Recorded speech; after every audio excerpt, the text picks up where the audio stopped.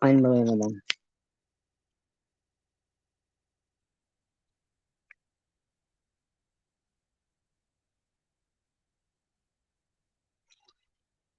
Honestly, unreal.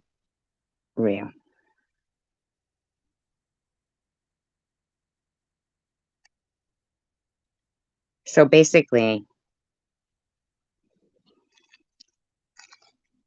people save their berating comments like for me as opposed to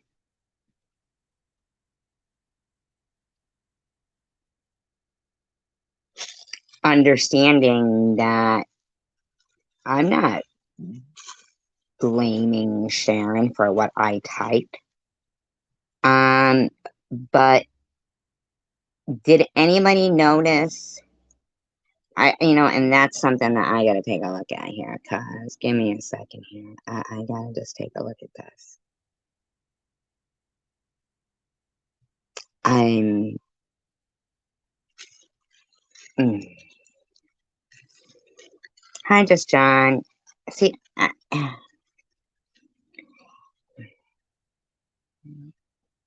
am just like I am literally in amazement right now that people that I like. This is why I need to take a look at this particular thing right now because I am in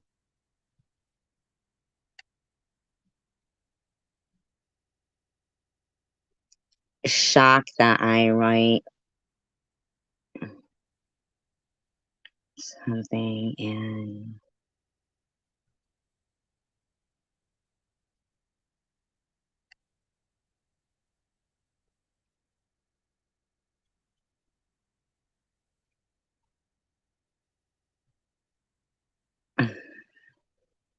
I don't even see a reply here. At all, I don't even see another comment here. So I don't really. So let me get this straight. So on my community post,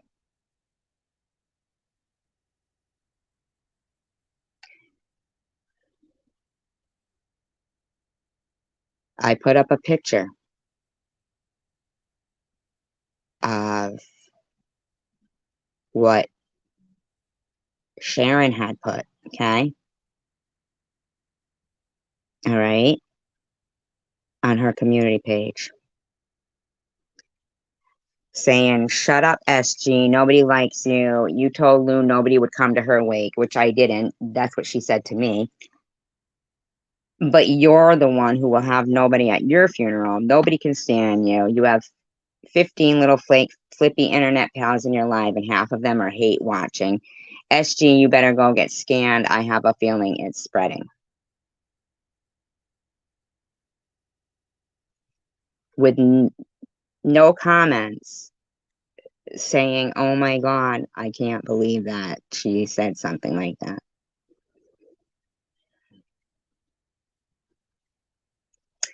And I write something.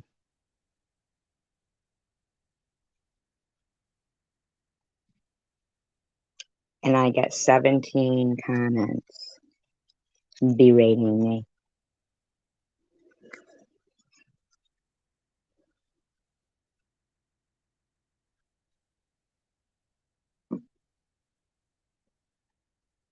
After seeing comments like, me and my daughter share a double-ended dildo. My daughter had a late shift at the strip joint and is covered in DNA. It was me who got told nobody would come to my wake. And I respond and I actually get fucking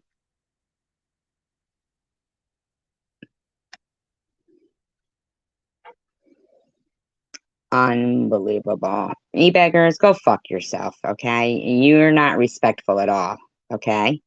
How dare you imply you know me? and tell me I've been acting out of character and why I'm super paranoid and sensitive.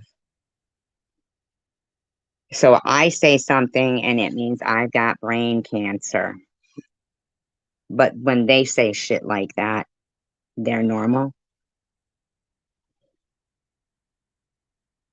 Go fuck yourself, e-beggars. How about you go get a scan and you let me know how that turns out for you?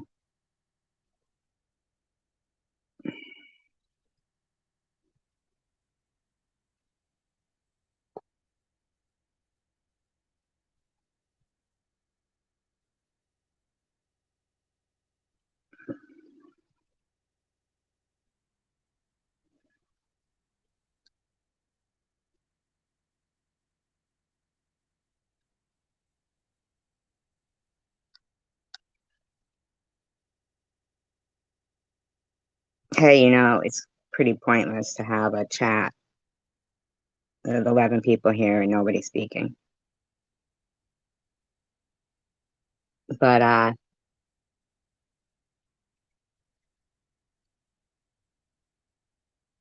I don't know where the brains of people are. I mean,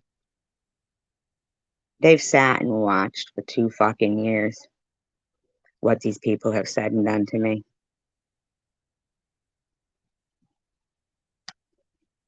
And act like it didn't happen.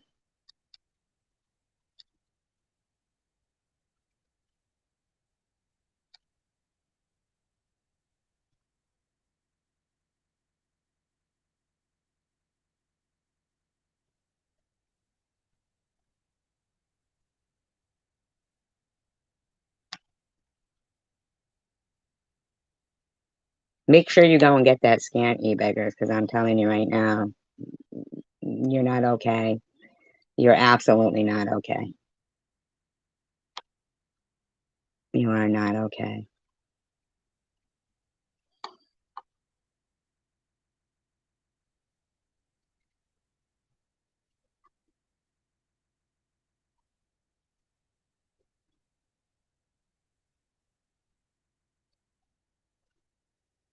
Now, I don't know how many of you guys think this is okay.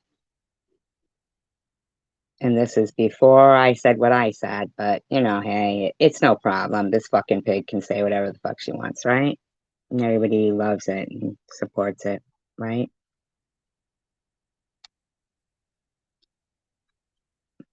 So she can imply I had sex with my dead sister. And 17 assholes put fucking comments up telling me fucking as if I don't know what the fuck I'm saying back. I am sick and tired of people who haven't gone through it telling me how I'm supposed to act. Really sick of it.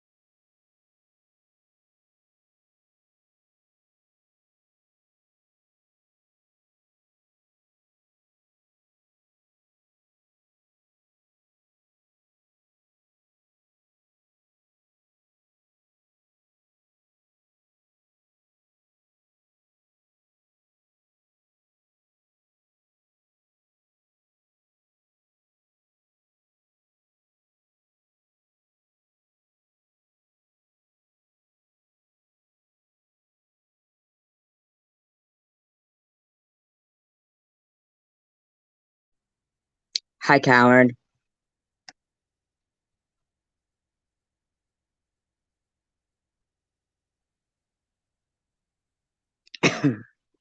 I'm just.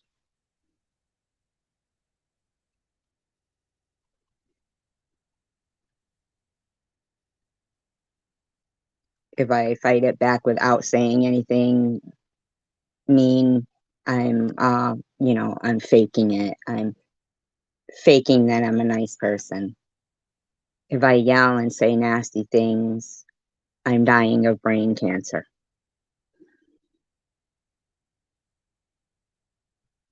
I'm just supposed to sit back and hi night owl, let people talk about blowing loads in my daughter's face. I'm surprised that I was wrong in my community post. Like as if I didn't know what I was writing wasn't true. Of course I knew it's not true. Of course I did. But instead of them being appalled or even understanding,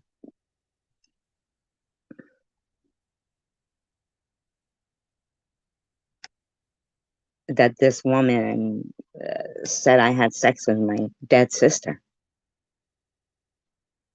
But they pointed out when I responded, when I gave her a taste of her own medicine.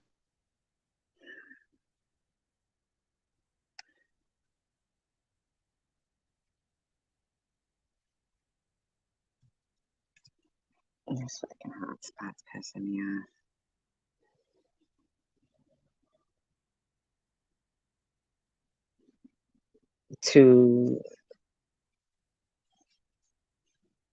To write stuff to me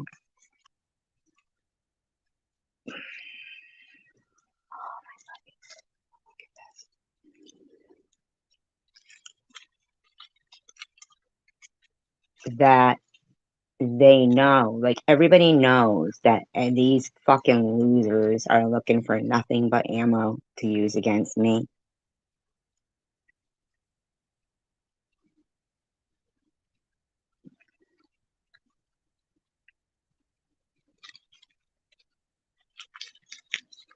Yeah, but the people who commented there could have also tried to understand why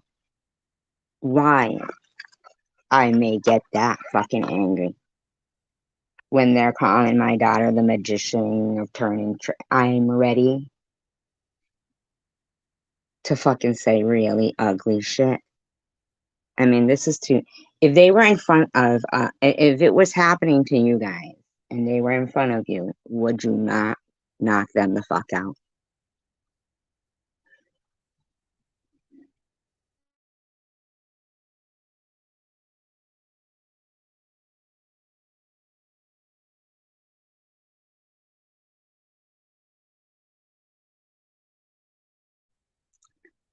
Like, seriously.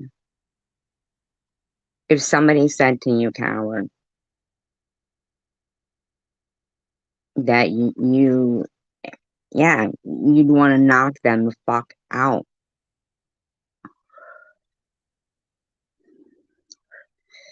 No, if they were standing in front of you, Night Owl, you wouldn't consider the source. You'd knock them out. You wouldn't consider the source. You'd knock them the fuck out. These fucking spineless pussies are using fighting words while they hide behind a keyboard. And then they want, this fucking dick sucker e-beggars wants to sit there saying, oh, are you okay? Are you out of character for yourself? Blah, blah, blah, buddy. I've tried every fucking thing to get people that are idiots to stop being idiots. Ideally, it would be if all of a sudden they got a conscience, you know what I mean? They got a fucking soul. Exactly. So when people go, they want to just upset you. Well, you know, on my own community page, I put the screenshot of what she had said to me the day before. She's going, and says, me and my sister did oral sex when we were kids and went with her tongue talking about my dead sister. I would break every motherfucking finger if she was standing in front of me. Exactly. And people can't seem to like they can't step out of their own shoes and insert their kid's name, their deceased loved ones. Or if they had just fought cancer and you got a, a shit ton of fucking lowlifes. I don't care why they say it, Night Owl. It doesn't mean I don't get pissed off. I'm normal. I'm a fucking human being. I'd never say those things. And I say it once to people, like, obviously, say, I mean, I'm not an idiot, but I said it because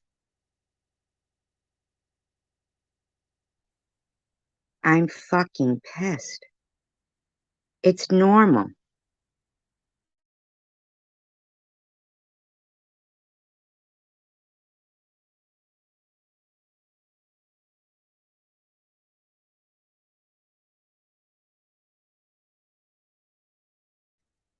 I mean, think about what they're saying.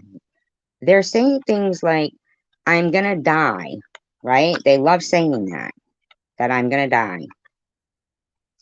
Do they know that if I was gonna die, I mean, what kind of an idiot would I be if I laid down and died? Do you know what I'm saying? When they say these things,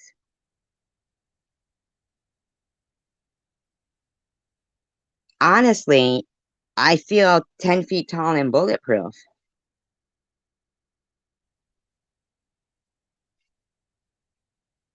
Yeah, but Night Owl, they're gonna get a bad reaction from me.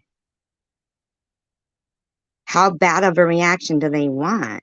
I mean, what are they looking for by proxy? Don't they know that, God forbid, if I ever got some bad diagnosis, God forbid, what kind of a fucking idiot are they to think after all the movies like, Death Wish and Sudden Impact and I Spit on Your Grave. That's a good one. They've been talking about shitting on my grave and spitting in my face in the casket for 2 fucking years now.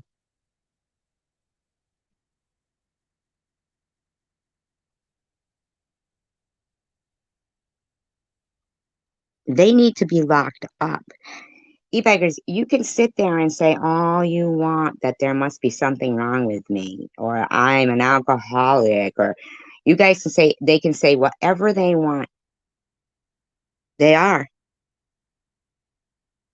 for themselves though, because I'm not going to kill myself over them.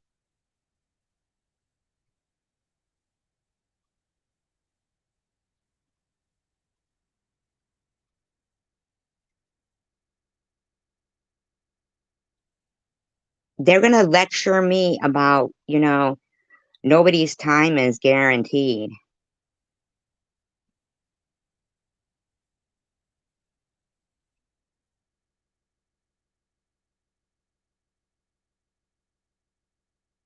Yeah, night out. Uh, I'm pretty determined that if ever I got some kind of fucked up news,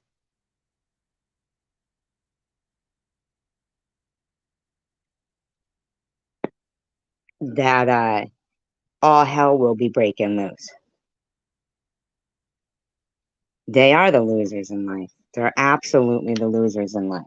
I've never in my life, never in my life, Net Net made a good point saying that Mary Mary's um, husband said YouTube isn't real. Well, that money was real that paid for that truck. You know what I'm saying?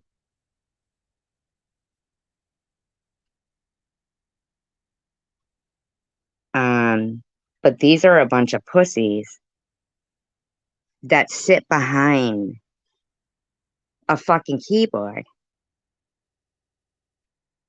and are so fucking lame. They are praying for somebody's mother to die of cancer. That's how lame they are.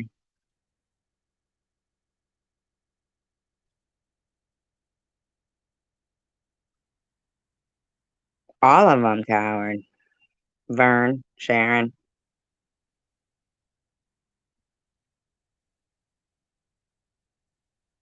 Tom Reed, fucking all of them, man. Tiffany. They're all sitting there on YouTube 24/7. Then they watch him sleep. They watch him sleep. That's how fucking. They were watching him bathe before. No matter how many times I could play, those probably aren't even them. The shit they say, there can't be this many fucking low lives that would talk the way they do. Can't be. No way, man.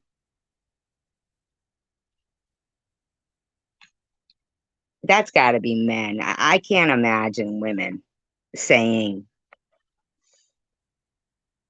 when they want to blame Tiffany I can't imagine a woman saying those things. I know she says the C word, but yes, it is bullshit.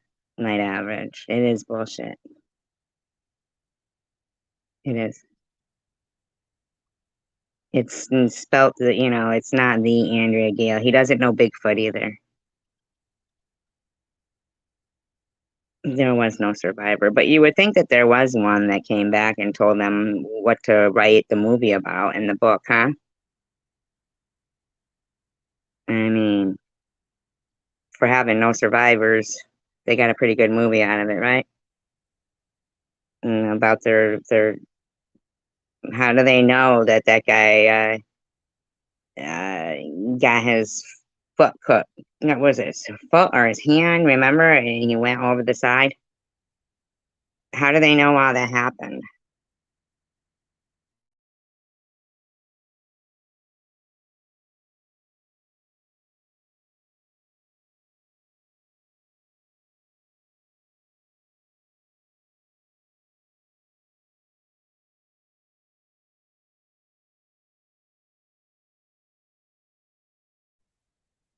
Night average, are you there?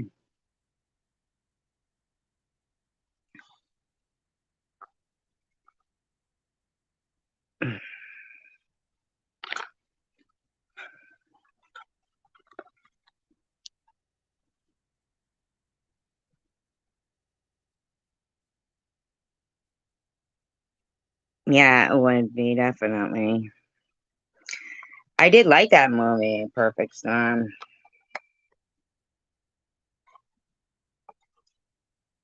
You're the one who said you went to that bar, right? Crow's Nest. Nobody blocked that person, did they? They didn't block that person, right? Night average.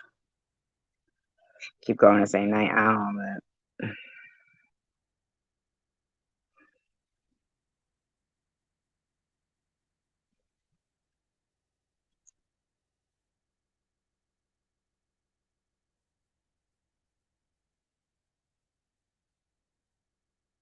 It's so weird to me that they think that, there's something wrong with me, and they don't realize that no, there's nothing wrong with me. It's that people who would talk that way and not have enough decency to, block the person, you know what I mean? Not block the person. I'm talking about like in their rooms, like in when they're saying that shit about my kid and this, and that's stupid. They're just, one of my favorite speeches was in that Perfect Storm. Um, having a hard time with it. Let's see.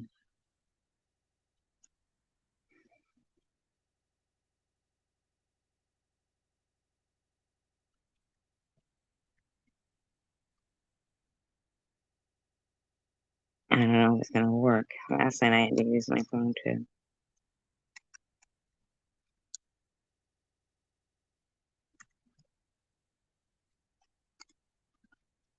Was it like all touristy, coward?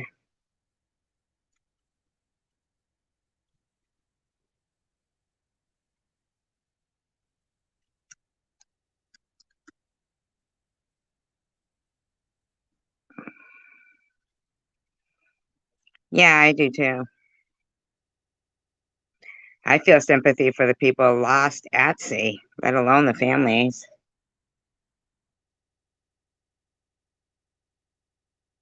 Did you?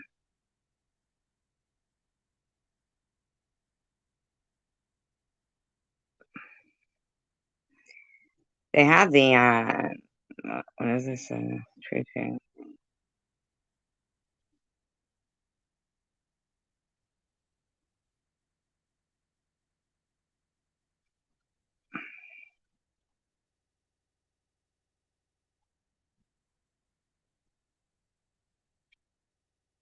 Did they ever find the Andrea Gale?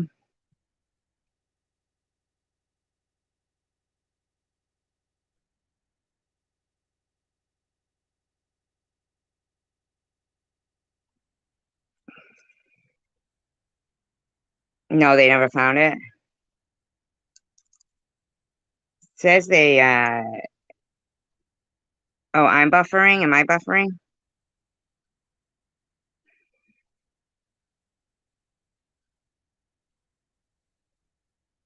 Hopefully this will work.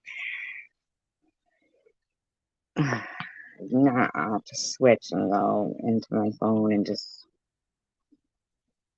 do stream right on here. I don't know why it hasn't been working lately. I'll figure it out.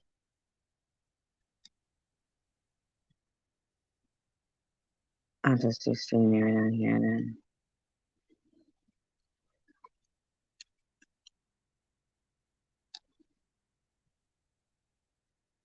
Do you guys want to hear about the Andrea Gale? Like we could find play stuff like documentaries and stuff and or whatever.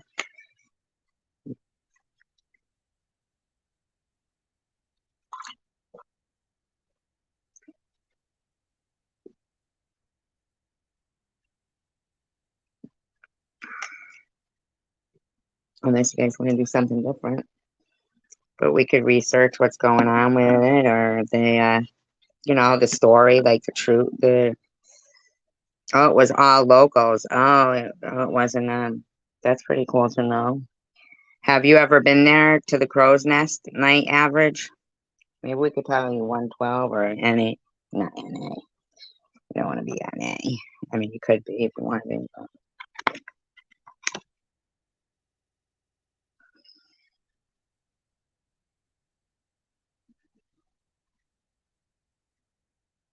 sucks because I can't use my fucking. Without the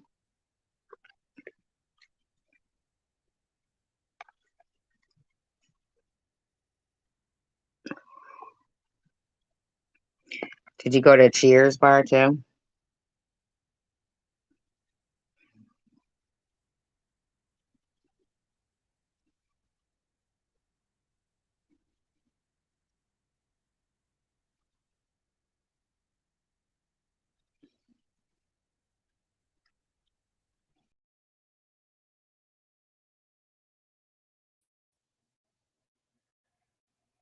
Can you guys hear me? Oh, sorry, I'm here.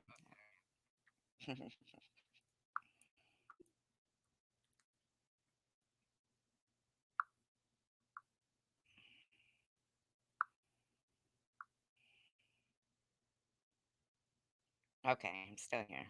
I think if you guys doesn't seem like it's moving like it does when it's on the phone. The microphone, can you hear it?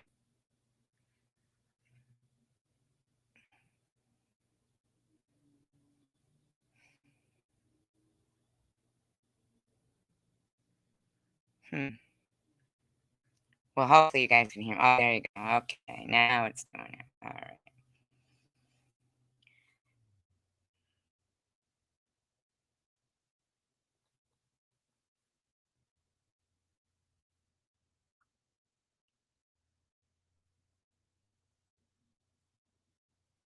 So it was nothing like the movie set. Hmm. What was the name of the lady who played in that? Remember she ran the bar.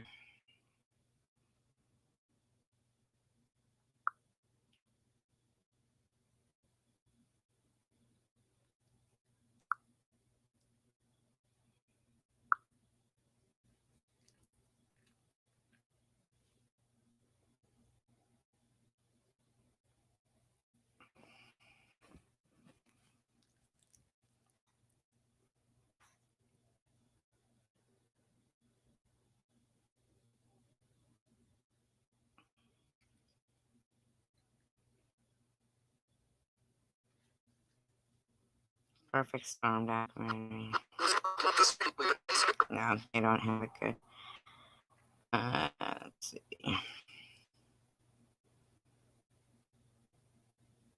Shipwrecks on the Great Lakes. Sea Hunters. What was it called? The Carpathia? Was that one?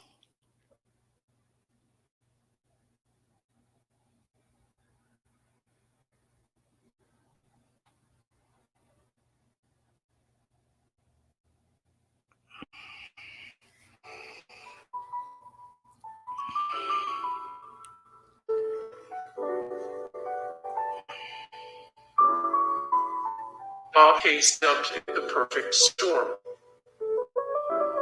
Perfect may not seem like the most appropriate word to describe a storm that took the lives of 13 people, but nevertheless, the perfect storm moniker stuck. Bob Case, meteorologist at the Boston branch of the National Weather Service, coined the name when he noticed 3 separate storms set to converge off the coast of New England. Oh, this is Sea Hunters. Search for the Andrea Gale. Hidden in the depths of the North Atlantic lies the wreck of the Gloucester, Massachusetts fishing boat, made famous by the best-selling book, hit Hollywood movie. Can you guys hear that? Does it sound okay? Do you want to hear it? Perfect storm.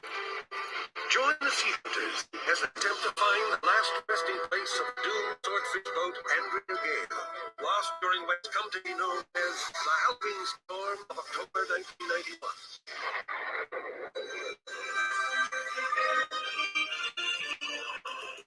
Over 100 million. I think they were getting tuna myself.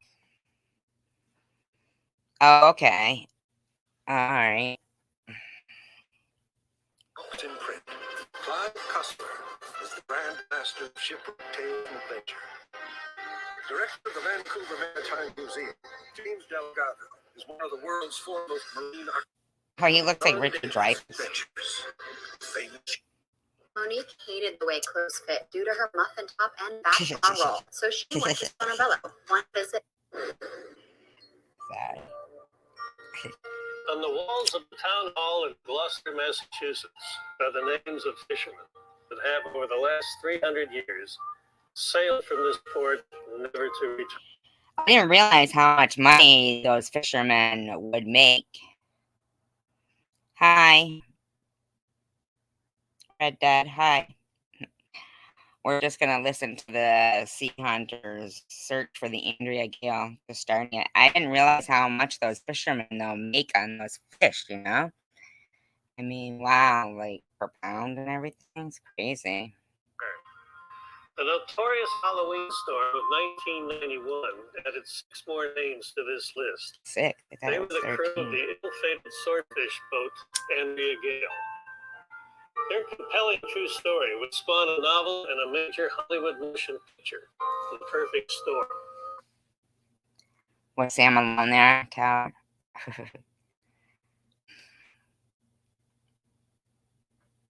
Just kidding. Now join us as we search for Andrea Gale and tell the story that Hollywood never told. A hunt that takes us from the wharfs of Gloucester to the oil and gas fields off that fabled graveyard of the Atlantic, Sable Island. Evidence suggests it is here in these storm-tossed waters that the This guy's mouth doesn't move at all. final resting place of Andrea Gale will be found.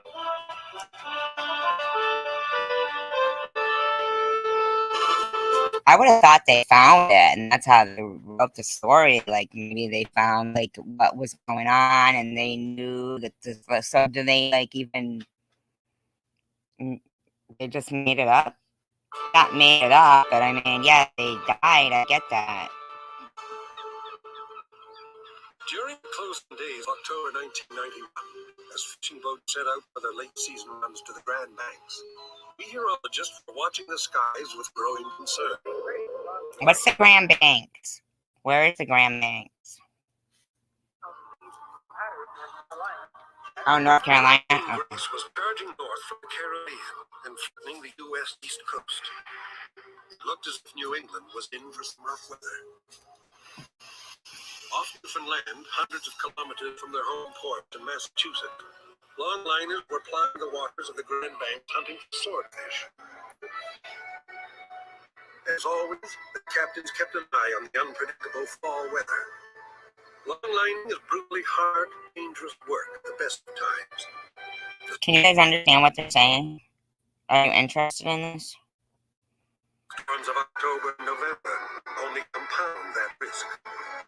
At sea for as long as 30 days at a stretch, longliner crew live, eat, and work side by side day and night. Oh, one of the comments here said that it has been found. It says so. Oh no, it's asking. So has it? So has it?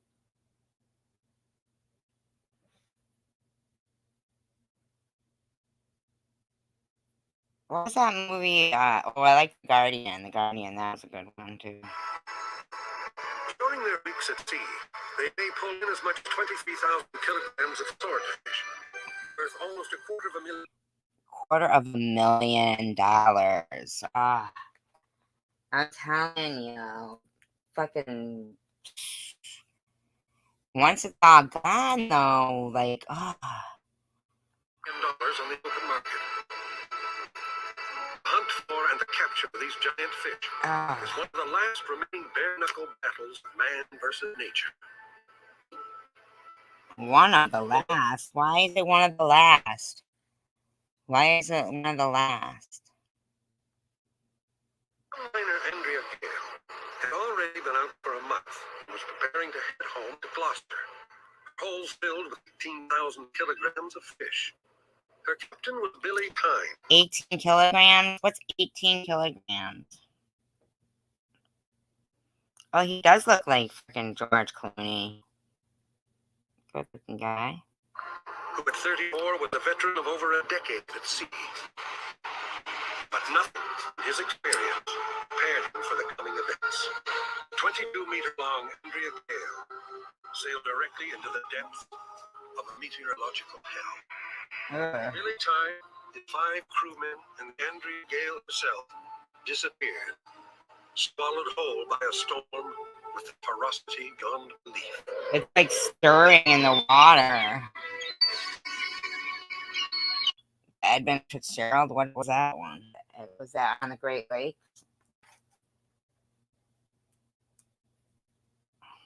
The tragic true story of the Andrea Gale, of 6 men trapped at sea amidst a terrifying storm. With the imagination Oh no, she still hasn't been found. With the success of the book and the movie came immortality for the crew of the Andrea Gale. 9 years after their deaths, But even with the book and film, there remains a chapter of their story that is yet to be written. The Sea Hunters want to locate the Andrea Gale to give the crew's friends and family and the people of Gloucester a conclusion to the now famous. I never heard of that one. Weird that they have ships in the on Great Lakes, you know, because I just think of them as lakes, but from what I understand, they're like an ocean. The focus of the search has been narrowed down to a single side-scan target just southwest of Sable Island, approximately 203 kilometers off the coast of Nova Scotia. It's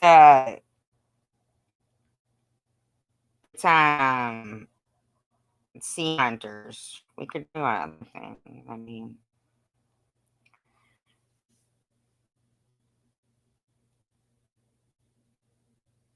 what kind of Great Lakes monsters are there?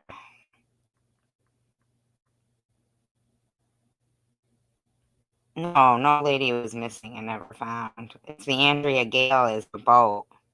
The perfect storm.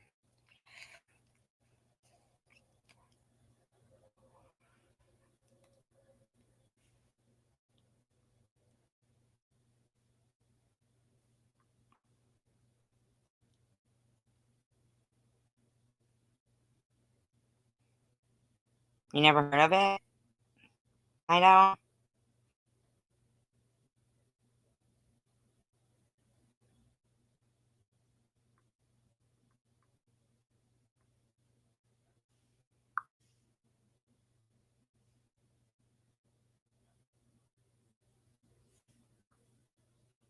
Watch this snippet of this 5-minute video describing my illustrated book, Chronicles of Ryerson High. Creatures in the Great Lakes. Even at 600 miles above the Earth's surface, the North American Great Lakes appear wondrous to behold. Within them lie the largest body of fresh water on our planet. Really? Wondrous also are the creatures within the lakes, undetectable at this altitude. So 420, you guys. for a closer look. It's 420.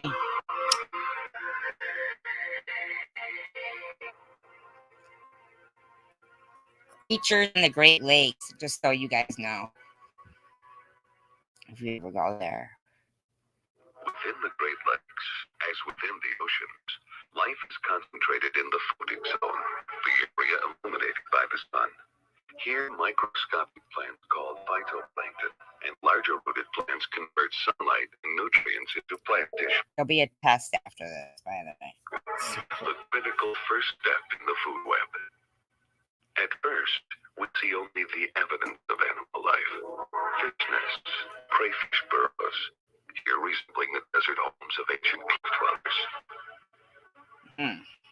Or the empty shells of aquatic snails. Over by wary crayfish. Oh, the crayfish, you know? But soon, as our eyes become adapted to the underwater environment, animal life becomes They more get apparent. lost. Oh, that's crayfish. In the near shore What is zone, that? especially in the protected bay, crayfish abound. The reproductive process. Do you eat crayfish? I mean, I do.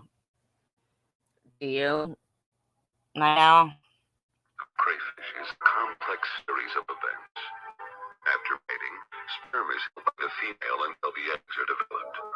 This may occur many weeks later when the eggs are expelled. The eggs remain attached to the female until the young crayfish are born. Scientists call them decopods, meaning 10 feet. There are 5 legs on each side, including the enlarged first leg, or claw, which is used for crushing food and as a weapon. The other legs are used for walking, manipulating food items, and preening.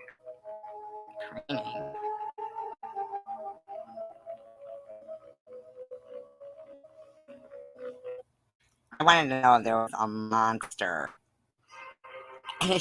in there. Where's Lake Ontario? Ontario? Where is it?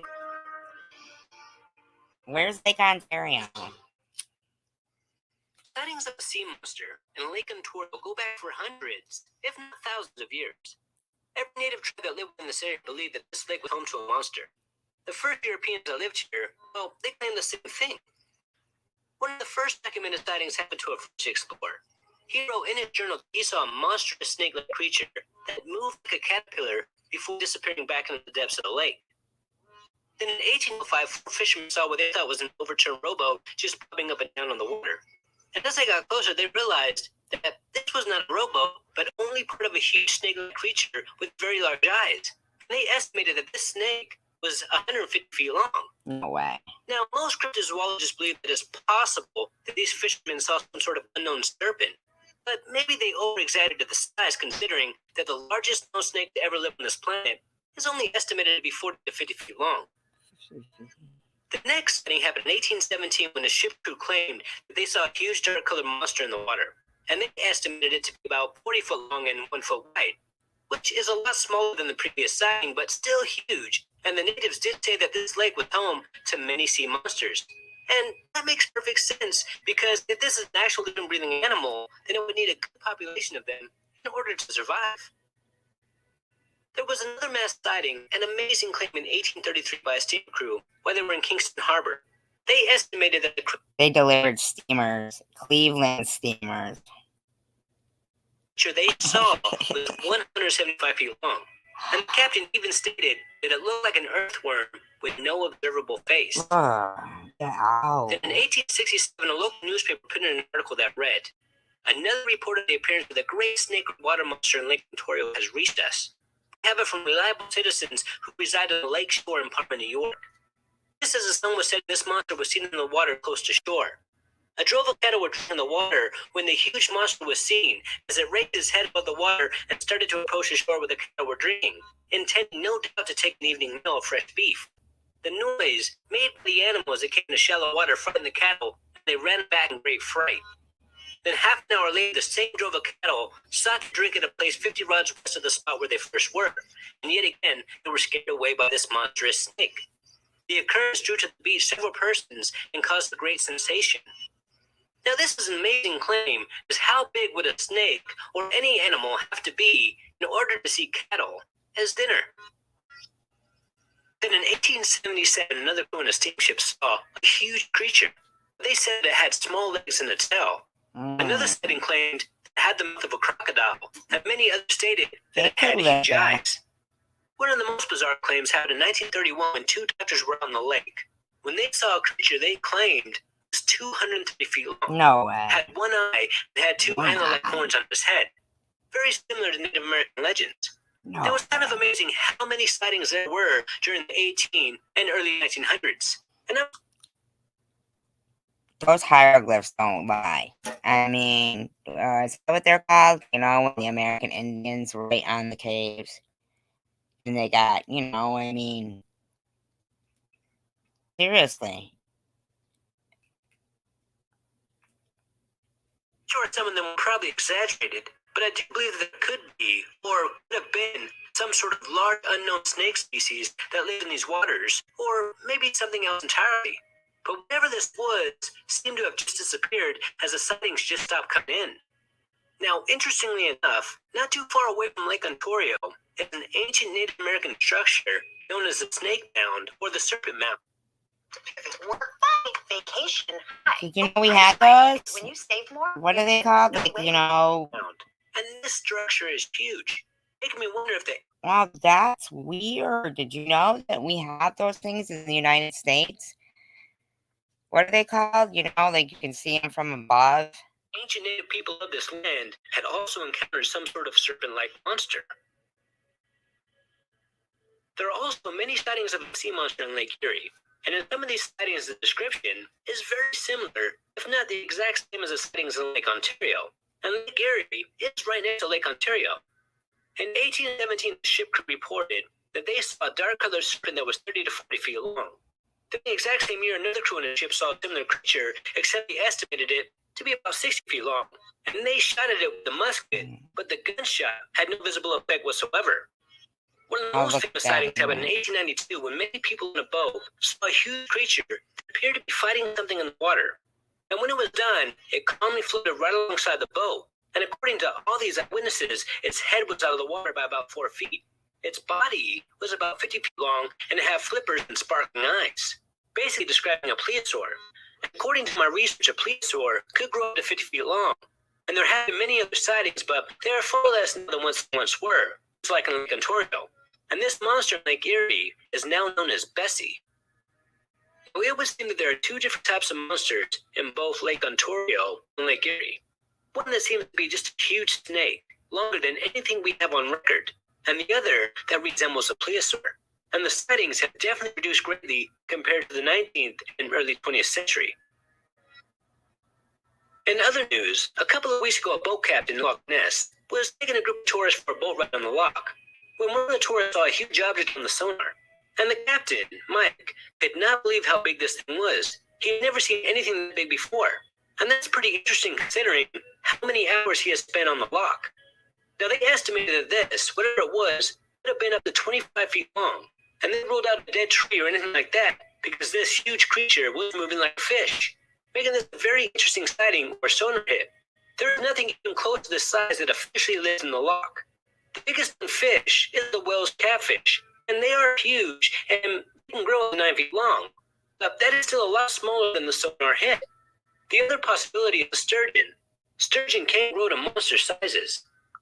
I'll check out the Lake Champlain one after this one, and wow, you used to swim in Lake Erie, huh? You just narrowly escaped being eaten by a Plesiosaurus. The biggest one ever caught was 27 feet long in a river in Russia. And there was another one caught in 1827 that was 24 feet long. But there's never been a sturgeon caught in Loch Ness. There is a claim that one was caught in the River Garry, and the River Garry is connected to the loch, but according to my research, this claim has never been proven. So it does make us wonder, what was this creature that was under Mike's boat? And could it be proof that the Loch Ness Monster is It was still me. alive and swimming in good old Loch Ness? Now, there are so many sightings of monsters or unknown creatures with very limited or no evidence at all, making it hard for many to believe these eyewitness accounts. But there are cases out there where the eyewitness does get some possible evidence, like Roger Patterson footage that we're still debating to this very day. Some believe it's undeniable proof that Bigfoot does exist, and some believe that it's just a guy in a suit. And there is a case that involves a huge snake, and I wanted to cover this real fast as I was reminded of this when making this video. In 1959, a colonel and his crew were flying back from a helicopter mission in Africa when they saw a huge snake below. And this snake was so big that they wanted to get another look, so they flew the helicopter back around, and the colonel estimated that this snake was about 50 feet long. He stated that he felt like if he was flying any lower, the snake would have attacked the helicopter. And they were just so shocked at what they were looking at, so they took a picture. And allegedly, the CIA even analyzed the photo, and they estimated that this snake was not 50 feet long, but 175 to 200 feet long. No way. Now, there are a lot of websites out there claiming that this is nothing more than a hoax, but they still can't prove it. Even Bill's channel looked into this, and they couldn't prove it was a hoax either. Now, there's no doubt in my mind that the pilot believed that he saw something that just shouldn't exist. And I would say the snake I saw there was close to 50 foot. Close to 50 feet. I don't know you say 50 foot or 50 feet, but very close to certainly. This is one of those rare cases where we have an expert witness and an excellent photograph. Analysis of the ground features suggests this animal was indeed at least 40 feet long. Until next time, this is Paranormal Junkie. Make sure to hit that subscribe button and stay tuned.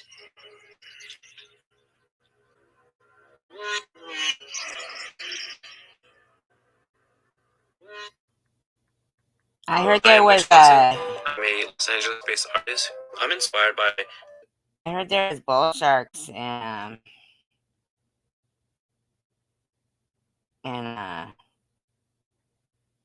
what do you call it? The Great Lakes.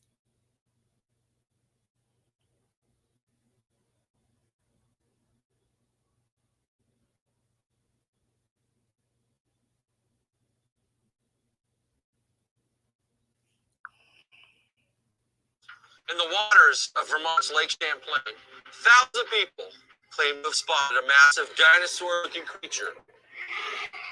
The animal, called Champ, has been whispered about for hundreds of years. We've paired up a true believer and an explorer to scour the lake in search of proof. If they can find evidence of Champ's existence, they're going to launch a full-scale investigation. And now, they spotted something big swimming below the boat. Fish on. Fish on, dude. 100 feet of water. This is 100 feet? Yes, it's 100 feet of water, which implies it's 100 feet deep. Never question Fred Fayette about numbers. It might make them angry. Oh, what about this? Oh, what's that? Whoa. We thought, of course, this is supposed to be a school of fish or something like that. We got to it, it wasn't. We couldn't quite identify what it was. The beeping. Simmer with the beeping, buddy. With the sun going down, Fred quits messing around and busts out his high-tech mini stub to go in for a closer look. This is one of the finest mini ROVs. Has tremendous capability. This is a very powerful thought. It'll crush your finger. I'm not sure this lake creature is down there.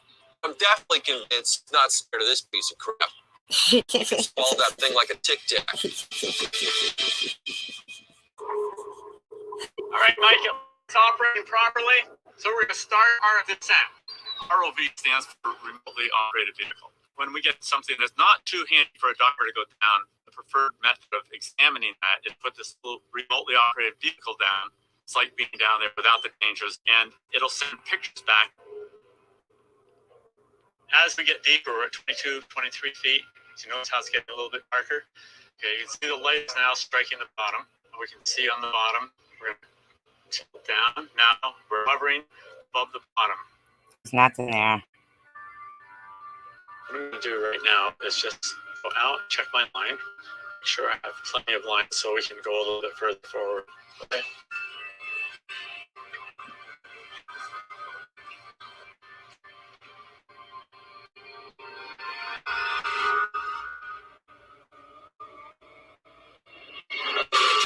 Ooh, something. Fred, yes, here, yeah. Okay. What'd you see? Just about. They go forward. There was something. Straight ahead? Yeah. Okay, we'll go like this. Straight ahead. Yeah, let me lift up a little. It's just like taking your car to the mechanic. As soon as he steps in, trouble disappears. But you gotta hand it to these guys. One is persistent and the other is patient.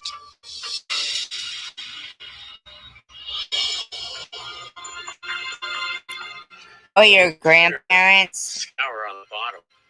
We follow the scour. Follow that. It's almost dragging it. That sounds great. No, yeah. Yeah, come. Yeah, I'm gonna come around right now. See all these indents down here. They're almost like big footprints. Mm-hmm. You can see right there in front of it. There's a big one right there.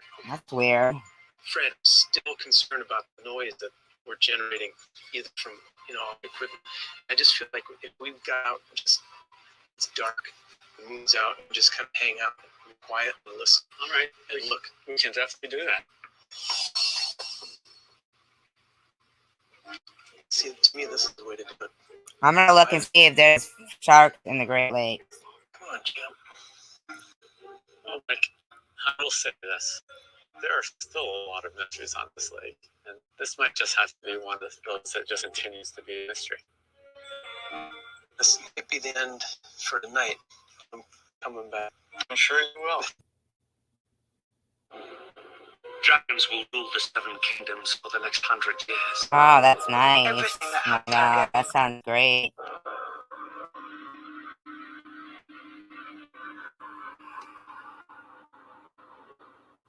I wish they go. Wow, guys, why is he yelling? No question. Right? Yeah. I was gonna be fine. You've seen it, but I'm here to report. And you're reporting it. Just kind of interesting. This is actually a story that broke in 1916 in New Jersey when a shark took out like 4 people in 2 weeks. That was in New Jersey. And prior to that, they didn't think that sharks would even attack that far north and water that cold. And this was actually the premise for Those flat ones, right? Anyway, Wow. let's talk about sharks in the news now. Shark story number 1 would be that shark attacks are on the rise in Australia. So far this year, there have been was it 5 or 6? 5 fatal shark attacks. And the last time they had 5 fatal shark attacks in the whole year was 2014. Well, we're not even halfway through and we already had that many. Wow. So the last one was a 15-year-old boy that got I love put swimming. down. All of them, I think, believed by great white sharks. Ooh. Story number 2 would be this didn't happen recently. It happened in 2017, but they're just talking about it now. And her name is Leanne Erickson, 38-year-old mother of 3. She was swimming off a beach in Southern California, and she said when something grabbed her leg and started pulling her straight down, she knew exactly what it was.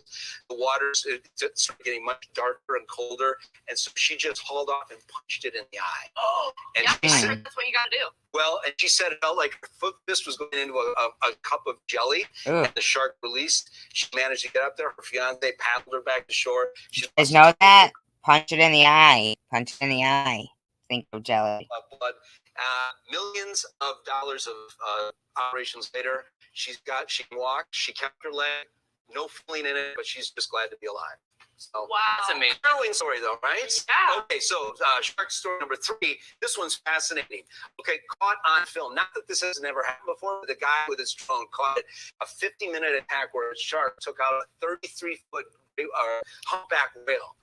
And That's the whale was terrible. on his own, probably not the best of health. The shark came in and nailed it in the tail, let it bleed for about 15, 20 minutes, and then he came in and dragged it down and drowned the whale. That's sad. Took it out. Now, This is depressing. not a feel-good story, but a fascinating. This is nature. This is the world we live in. Circle of life. There you go. Well done. Okay, so, but sharks are. A lot of people say they're misunderstood. These great white sharks are completely misunderstood. And Yeah, I've heard that the sea is salty from the tears of misunderstood sharks. That's why it's saltwater. that's exactly what I was about to say next. Really? I'm sorry. No, I was like, okay. yes. But I did talk to Kaylee Burns. Kaylee Burns, I talked to her last year. She's with One Ocean Diving and Ocean Ramsey. And they swim with great white sharks. And they've got this documentary called Saving Jaws, and they want to educate people. Can we see what she had to say about swimming with deep blue? Time for the great white, and we did get in the water and observe that animal. And she's very actually relaxed and mellow in demeanor. It would have been extremely hard to be bitten by this shark. I would have had to put my arm down her throat in order for something like that to happen, because she was very large, very pregnant, and she's likely been feeding all night. So she was very full, and her movements were not quick at all. It would be very easy for us to get out of the way. Of course, we're not recommending that anybody else do this or try to imitate this, as every shark could be completely different. Yeah, that shark's She could be is drugged or a little bit something. older in age, likely, and likely pregnant as well. So her demeanor in particular was very relaxed. So it might not always. Right. So you look at the scorecard, though, which shark attacked the most, and I did some research here, and Okay. show that slide. Which shark attacks the most? Most commonly, let's see, it's the great white. Oh, great number white. one. Sorry, my Number bad. 2 is the tiger shark. Really? Number 3, I'm not going to tell you until the very end, because they say the third one could actually be more than all of them put together. Oh, wow. I'll get to that in a second. Okay. But tiger sharks, what does Kaylee Burns think about tiger sharks, the number 2 predator? Can we roll a video on that? Personal favorite species of Yeah, that's. I you wanna, know, to be, and That's what she said. That's her opinion. Yes.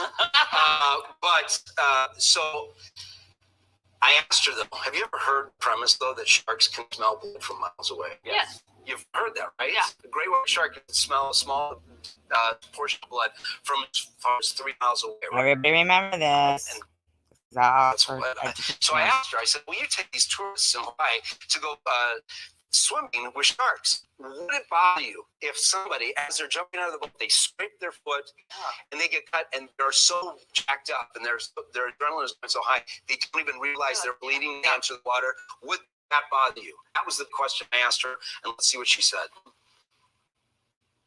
Say you're jumping into the water with a group of tourists, and somebody scrapes their foot or their leg as they're jumping into the water, and their nerves are going so much they don't even realize that they're bleeding. Does that change the situation of what might That's totally a fine situation. Sharks actually have very little response to human blood. It's actually only fish blood and things that are in their natural diet. Again, we have to remember that these animals have been on the planet a lot longer than humans, so there really isn't much of a response there at all.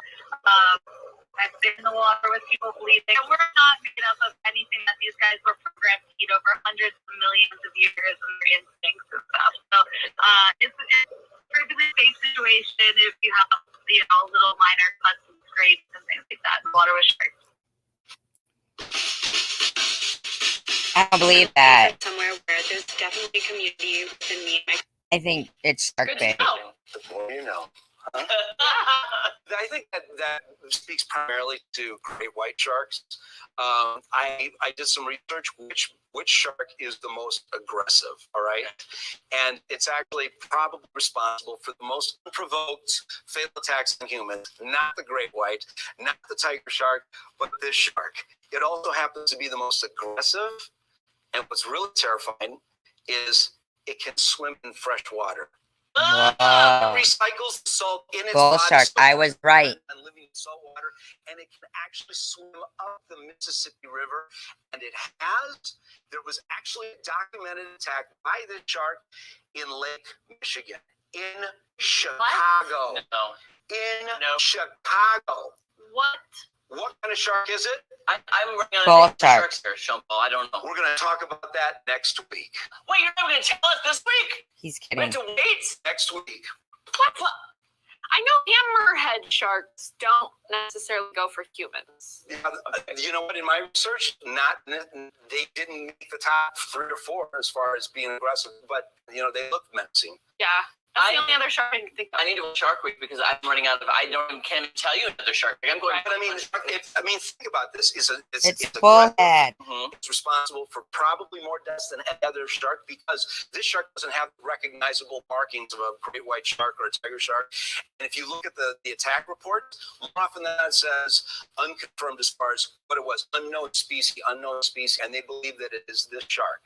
And if you're thinking to me, Sean, that's BS. You're right, because it's called the bull shark. Wait, so we don't wait next week? Well, I'm going to tell you all about it. I'm going to tell you how it can get into the Great Lakes next week. What's he talking about next week? You know, you make fun of me all the time. Well, you know what? Just looking in a lake, if you can't see the bottom. That's the motto. Yeah. If I can see the bottom, I am swimming.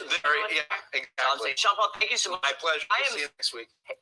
Why does he keep saying next week? We'd love to have a subscriber. Hit that thumbs up. He ain't Give us some doing it comments next about what you week. think about the likelihood of sharks going up rivers and living in lakes.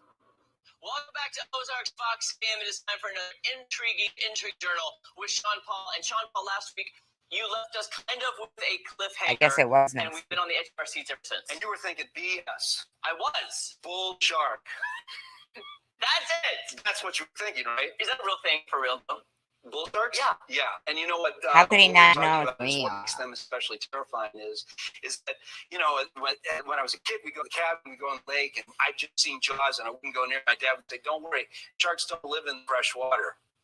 BS. The bull shark can actually recycle the salt in its body, and it isn't dependent on salt water to exist. And it frequently is known to swim up the Mississippi River. And just like salmon swimming upstream, it's gone up 2,000 miles up the Amazon River in Brazil. So the ocean isn't good enough for them? It's not whole. Don't stop there. Okay, and let's look at the list as far as what sharks attack the most. We got a little graph here, and they go great white are the number 1. They say tiger sharks are the number 2, and then they say the bull shark is the 3rd most fatally unprovoked attacks. But in reality, let's look at what the most aggressive shark is, and that would be the bull shark. While the great whites get most of the headlines, bull sharks might be the most dangerous shark of them all, recorded in 69 recorded attacks. But as I said last week, they don't have these easily identified markings. They just look like a shark. And if you go down the attack list, most of them under species, it says unknown. You can tell what a great white shark looks like. You can tell what a tiger white shark looks like, but they can't tell. More than likely, it's a bull shark. So this could be the most dangerous shark. Wait, are you saying from the bite they can tell? Just if they haven't seen it. People get bit, but then they see the body, they can't really recognize. They don't know what it is just by looking at it. I got and that's a problem. So let's look at the shark's resume. All right. And so we've got a slide for this, I believe. And they are the most aggressive, probably responsible for the most attacks, most aggressive, easily thrive in freshwater rivers and lakes. That's like a triple threat, right? And they're known for swimming hundreds, if not thousands of miles up rivers all over. Now, this is a picture of a golf course in Australia. And there was flooding one year, which annexed a river into the lake of a golf course. Okay. And the bull sharks that were swimming up the river spilled over into the lake on the golf course. And now, you want to talk about a water penalty when you lose your ball in the water? Here you don't go after it. Oh, it's gone. Now, I'm just wondering, do they charge more or less because there's sharks at this golf course? I would charge more. Yes, that's attraction, right? Yeah, I would go. 6 of them in this lake, and they've actually started reproducing. Oh, wow. Okay, why didn't we stop it sooner? Now, let me just ask you, is this not intriguing? This is pretty amazing stuff, isn't it? No comment from them. I'm guessing they're going to go back to cooking. Mortified. So if there was ever flooding, they could go and be in the lakes, the bull sharks. Wow. That's crazy to me. Yes. Well, so let's go diving with the sharks, shall we? And we have a video for this. And I want to show you before and after. So this is swimming with the great white sperm as you'll see that in their bodies. Look at the strength and numbers. They are like cowering. That's my buddy Tom Charles there. He's the one that gave me the footage of this. But they're from head to toe covered. They don't want anything white that could be mistaken as food because these guys are very, very aggressive. Totally different attitude between bull sharks and great white sharks. Isn't that fascinating? Wow. I'm just hungry. Yeah. Are they eating those little white fish swimming around? Well, they might be. Yeah. Okay. But By humans, look tastier. right. So let's go up Mississippi, shall we? Okay. All right. In what was it? 1937. This man caught a bull shark in Alton, Illinois, which is just north of St. Louis. Caught almost 100-pound bull shark. See, I was about to say that looks like a little guy. That's 100 pounds, Yep. and I could easily take off your foot. It would hurt. Oh, yeah. You would feel it, you know. And so then we go to the global attack file. Okay. For shark attack, the global attack file Sounds intense. is I'm trying to sound intense. Thank you. All right. And the year is 1955. There was an attack by bull shark, Chicago, Lake Michigan, in Chicago. How is that possible that we would have sharks in our Great Lakes? How is that possible? Okay, well, back then it could have probably navigated up through the Mississippi River and made it through its way, the locks and dams. Kind of a long shot, but I'm about to share with you a very plausible theory as to how these sharks that can exist in fresh water can get from, let's say, the Caribbean up to the Great Lakes. And this is not my theory. This is from marine biologists and professional divers. Are you ready for this? Yeah. Okay. Do you want to know what the most common way that invasive species can get transplanted from one part of the world to another? How? Telepathic powers. Telepathic powers. Alien. Time travel. Wow, you guys are watching a lot of Intrigue Journal. Thank you. It might not be that exciting, but it is intriguing. Through ballast tanks. What's ballast tanks? Well, Freedom Boat Club makes boating easier than Don't ever. tell us. Ballast tanks. Okay, so Jeremy, when a ship drops off a bunch of containers, they have to fill the bottom of the ship to give it to stabilize. Right, those are the ballast tanks. But when they take their cargo off, they fill up the ballast tank, and in Rio de Janeiro, they could pick up a juvenile bull shark in the ballast tank. Oh, wow. It's a hitchhiker on a sea freight. I gotcha. So now it's going up the side of South America. It's going up through the Caribbean.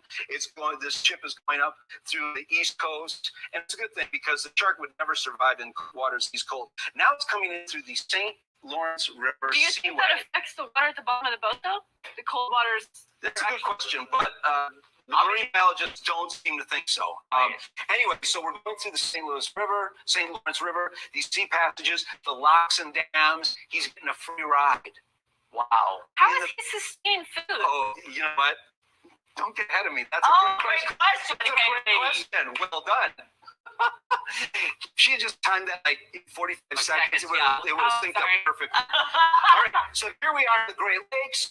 Final stretch, going through a couple more of these man-made passages, getting us into, let's just say, Lake Superior, where the iron ore range is. Okay, in northern Minnesota, there's a lot of wealth there because of the iron range, and they would ship all of their iron ore through these passages, and it would go out to the rest of the world. Okay, so this freighter gets there, and it's going to pick up a delivery of iron ore.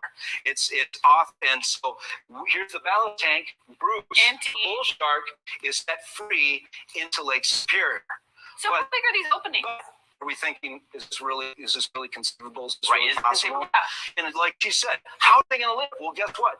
The shark is not the only one that's being picked up. Right. It's getting all this other marine life. A professional diver explained that to me, and so they get not just a free ride, but food source for the trip as well. Free buffet. Free cruise.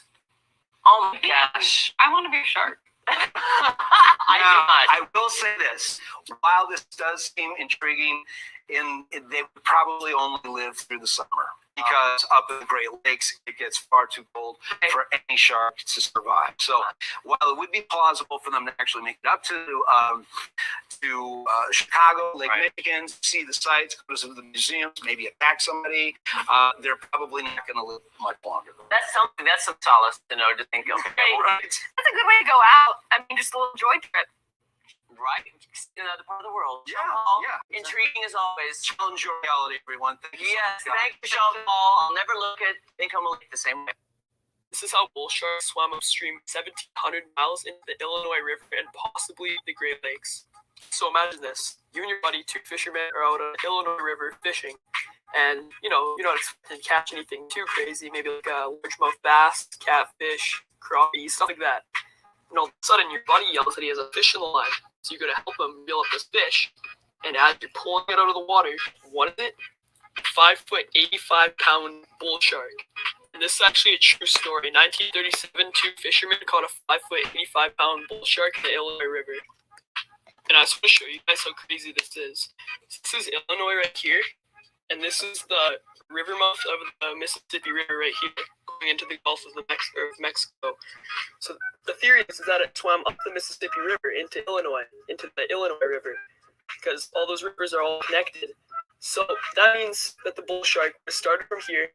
It would have swam all the way up the Mississippi River, went all this way up here into Illinois. And I'm not sure exactly where it was caught by the two fishermen, but it was somewhere along here.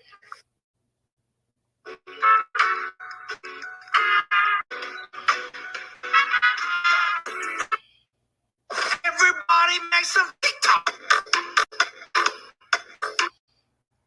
Alright, this is unbelievable. We have just encountered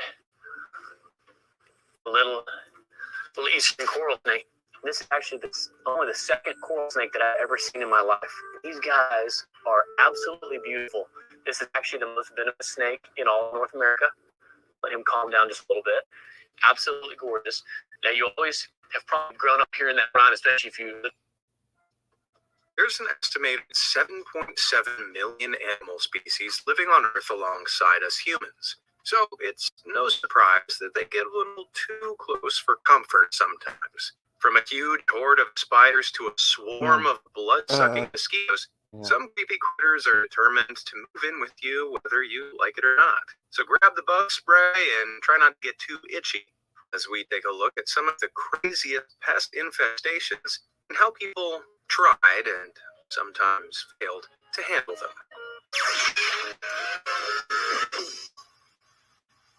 Rattlesnake ruckus. Back in 2019, a man in Texas suddenly started having problems with his cable service. Wanted to see if he could fix the problem himself. Oops, sorry, my bad.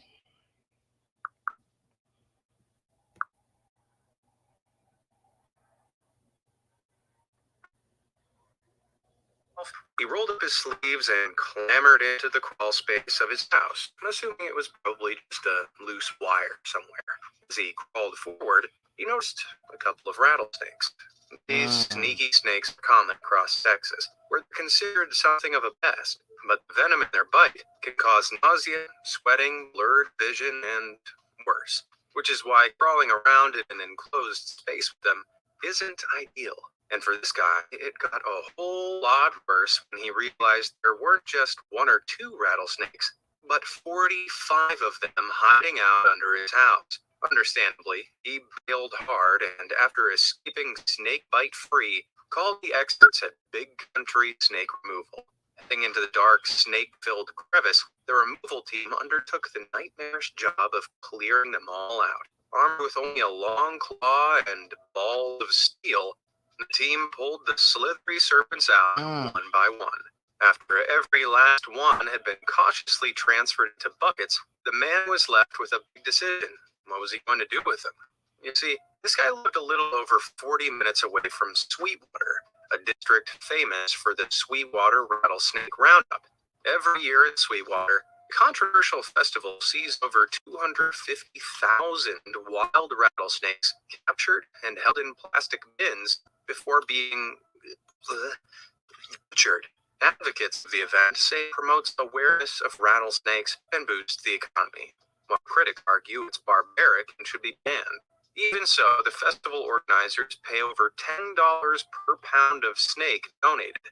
And considering a medium-sized rattlesnake can weigh up to 6 pounds, our man was sitting on roughly $2,700 of rattlesnake revenue. But instead of taking the money, Wow. 2007. Have them all driven off to a quiet location and Released in the wild. What would you do? I mean, I'd be kind of tempted. I'd be tempted with the 2,700. I know it sounds barbaric. Released back into the wild. Back into the wild. What if they made their way back there? I mean, come on now. Please. We just heard about bull sharks. You know? I mean, what would you do? What would you do? What would you do? I would say, okay, but you guys gotta come get them. I don't want to part with them. They're my friends. It'll be a long goodbye. You guys come get them. Take $100 off it. Savior. Now, if you were in this guy's shoes, would you have done what he did for free or sent the snakes off to their doom for cash? Let me know down in the comments. Explosive solutions. Cockroaches. Well, they might be one of the most despised creatures ever. You can't deny their I don't know, like, I need to watch this thing. That's why I'd like to thank this video. You'll have access to, because BetterHelp get near the roof while he was out and got trapped. Like any normal person, Irish Train got the heck out of there. I know I said they were cute, but with all the bacteria and more. My God, Okay, I'd be seriously freaked out. The shocked homeowner reckoned that while he'd been gone, another 200 or so bats that moved I can't watch this anymore. Oh my God. Oh my God, I'm gonna die. I think I'm gonna die. If you've been following this channel long enough, then you'll know that one of my greatest Me too, fears is Night snakes, specifically being swallowed whole by a giant one. Fortunately, these incidents are actually extremely rare, and it's more likely for me to win the lottery than to get eaten by a snake. However, it does happen. When they do, the results are as gruesome as you can imagine. Today's video is about close calls, near misses, and of course, actual humans being devoured by snakes. Number 10. Eaten alive. Let's start off this list with a man who intentionally put himself to a giant snake. Yeah, let me clarify that. A man trying to feed himself to a snake. Who would have none of him giving birth to 2014's worst TV fail, or possibly even the worst TV fail in history. In a stunt that was aired on Discovery Channel, Paul Rosalie was to be the first man to have himself be intentionally eaten by an anaconda. Yeah, I'm okay. Just watching Anaconda. Or at least he would have been if the Discovery special hadn't ended in a massive failure. Rosalie was at the ready. He was in his supposedly crush-proof suit, which was... Why was the Discovery Channel gonna allow him to be eaten by a snake? I don't understand. ...with cameras to capture his trip down the snake's... No, I got heebie-jeebies like you did. I know. ...with gory details. He had a special breathing apparatus made to be able to breathe while inside the snake's gun. However, the anaconda just refused to swallow him. It instead just decided to coil around Rosalie in an ever-tightening grip, which then prompted him to ask for help as he felt that his arms were about to snap. So much for that crush-proof suit, huh? Millions of people were incensed they didn't get to see a man eaten alive by an anaconda on live TV. Kind of like the sadist we all really are, we then took to social media to air our disgust. And if you're one of those people, I think it's about time to ask yourself, what's wrong with you, buddy? Talk? That's not the comments below. Number 9. The exploding python. Burmese pythons are one of the largest snakes in the world. And since they're so big, they also require very large prey. But sometimes they take off a bit more than they can chew, often with dire consequences. One python in the Florida Everglades thought it came across a very easy meal when it chanced upon the carcass of a recently dead alligator. The 13-foot-long python thought it would be able to handle the 6-foot-long gator, and how wrong it was. Whilst in the middle of swallowing the dead gator, the snake's stomach ruptured, killing it instantly. Not content with rupturing the snake's stomach, the dead gator literally caused the snake to burst at the seams, body splitting open, exposing the gator's hindquarters and all that gooey, gory goodness. Yes, the photos are a little bit gory, but it clearly shows that large snakes will eat just about anything they can fit into their mouths. But it is too long for their stomachs to take. Suckers, like slugs, man. I had poison ivy before. Number 8. Snake in the bedroom. Whoa. I promise I'll get to the juicier stories in a bit. In the meantime, let's get some really close calls. A man from Leeds in the UK woke up in the wee hours of the morning to something truly terrifying. A snake in his own bedroom.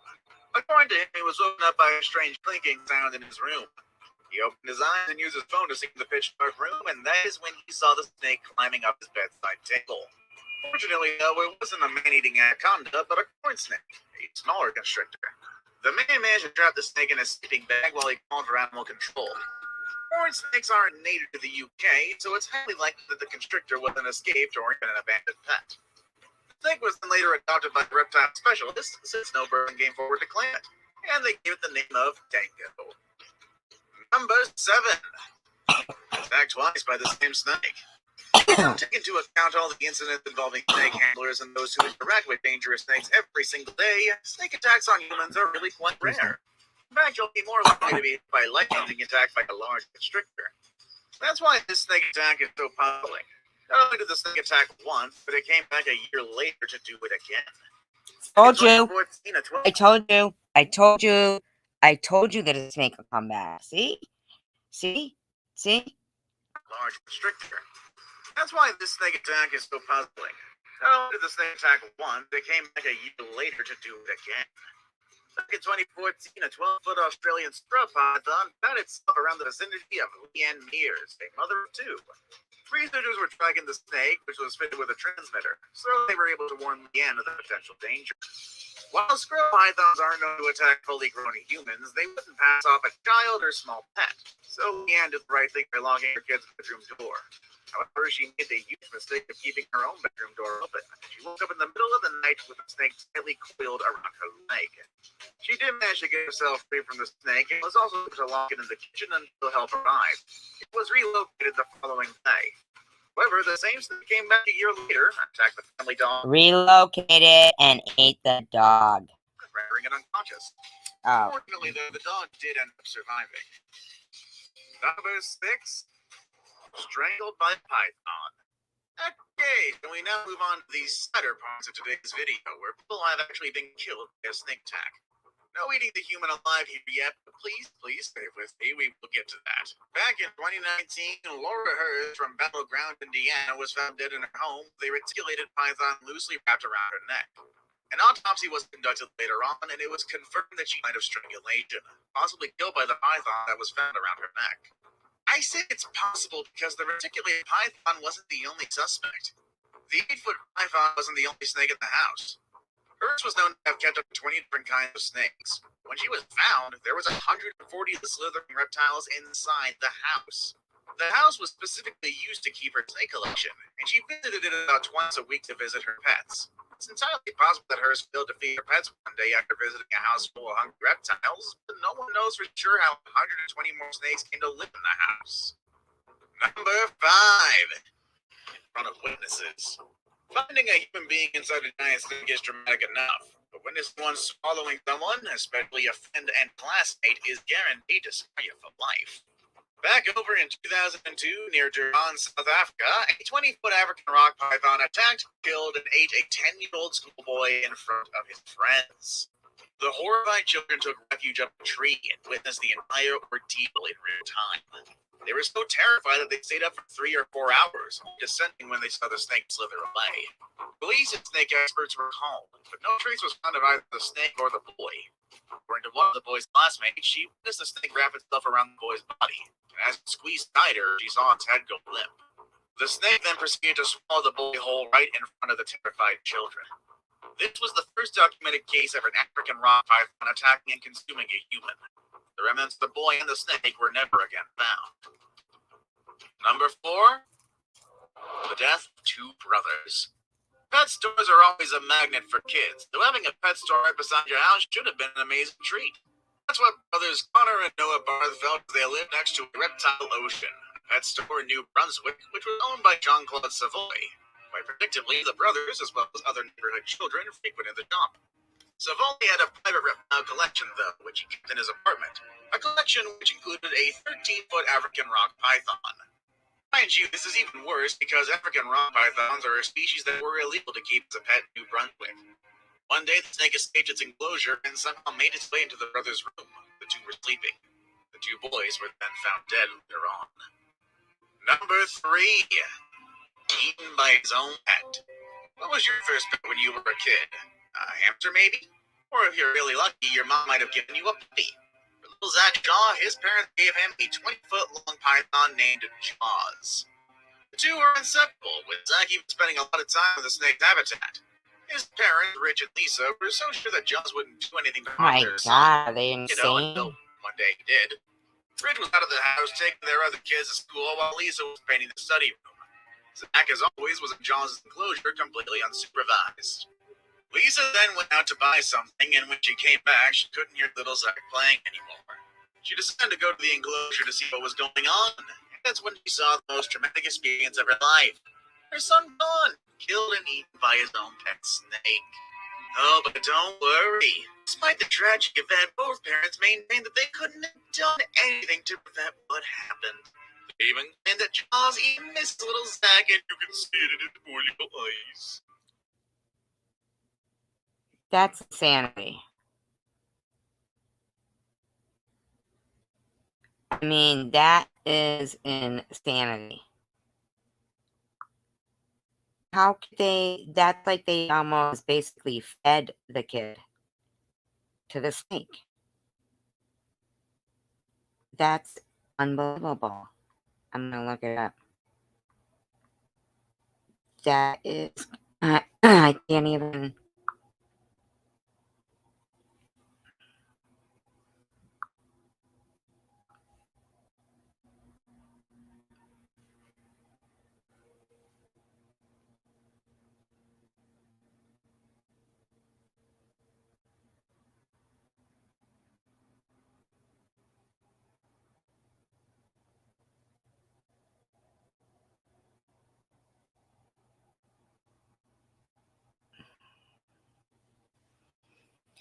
You don't like the water?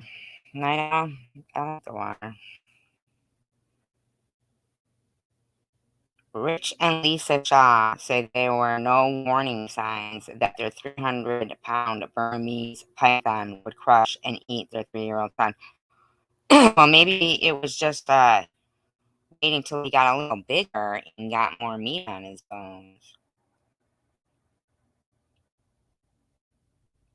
I mean, that's some insanity going on right there. What's the rest of that story?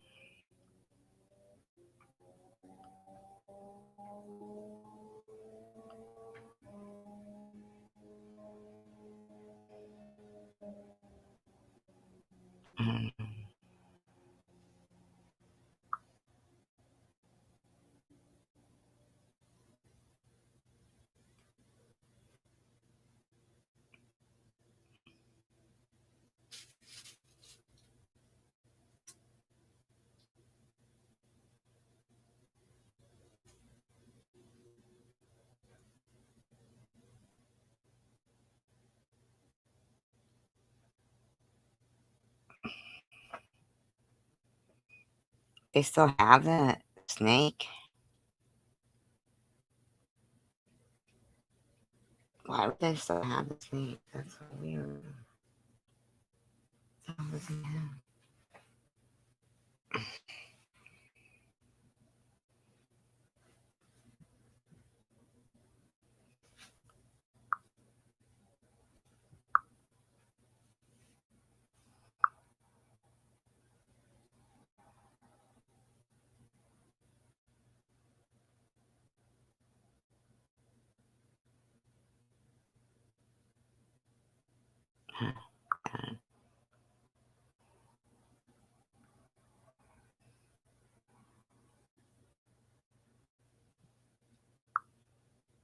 You don't even swim at all?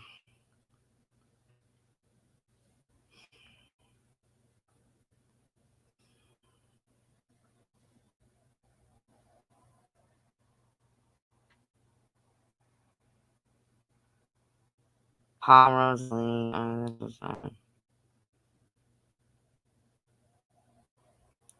Zach Shaw. Why would they leave him alone?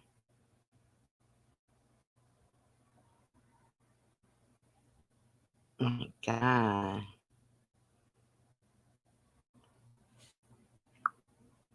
I just can't even believe that people would do that shit. Buy a 300-pound python for your freaking 3-year-old? What the hell is wrong with them?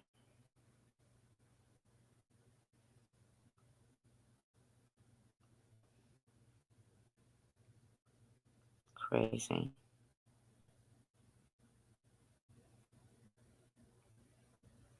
What else you want to hear about?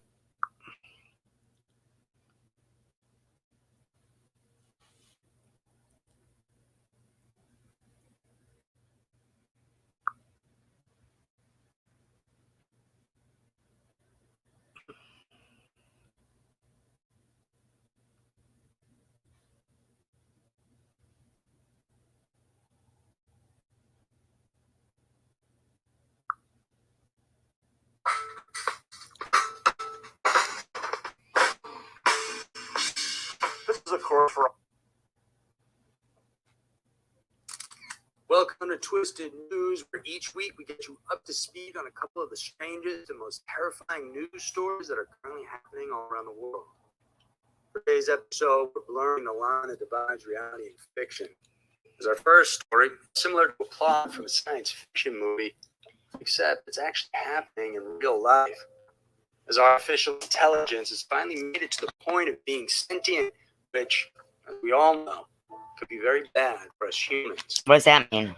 Our second story, we're going to look at a young actor who committed a crime in his role on a TV show called Riverdale, now on trial for the murder of his own mother. Thanks for tuning in. And now, get ready for Scary Mysteries Twisted News.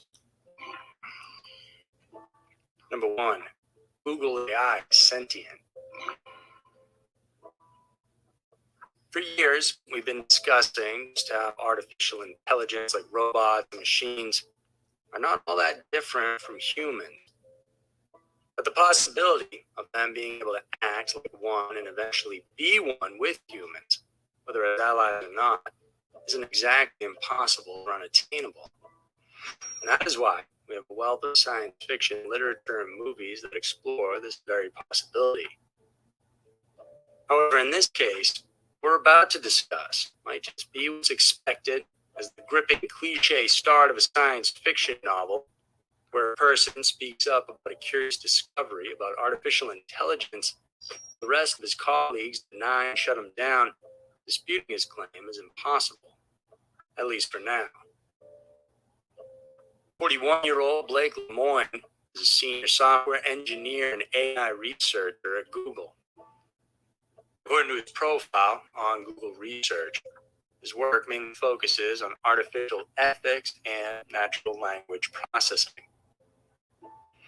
Part of his job involves talking to the language model for dialogue applications, also known as LaMDA, an artificial intelligent chatbot generator by Google. It's a system used to build chatbots that are able to mimic human speech. Blake's job in particular is to test that the AI uses hate or discriminatory speech in its system. However, it seemed that he got much more than what he expected. As Blake and the LaMDA's conversations progressed, he noticed how sentient the AI seemed, especially when talking about religion and having rights and being its own person.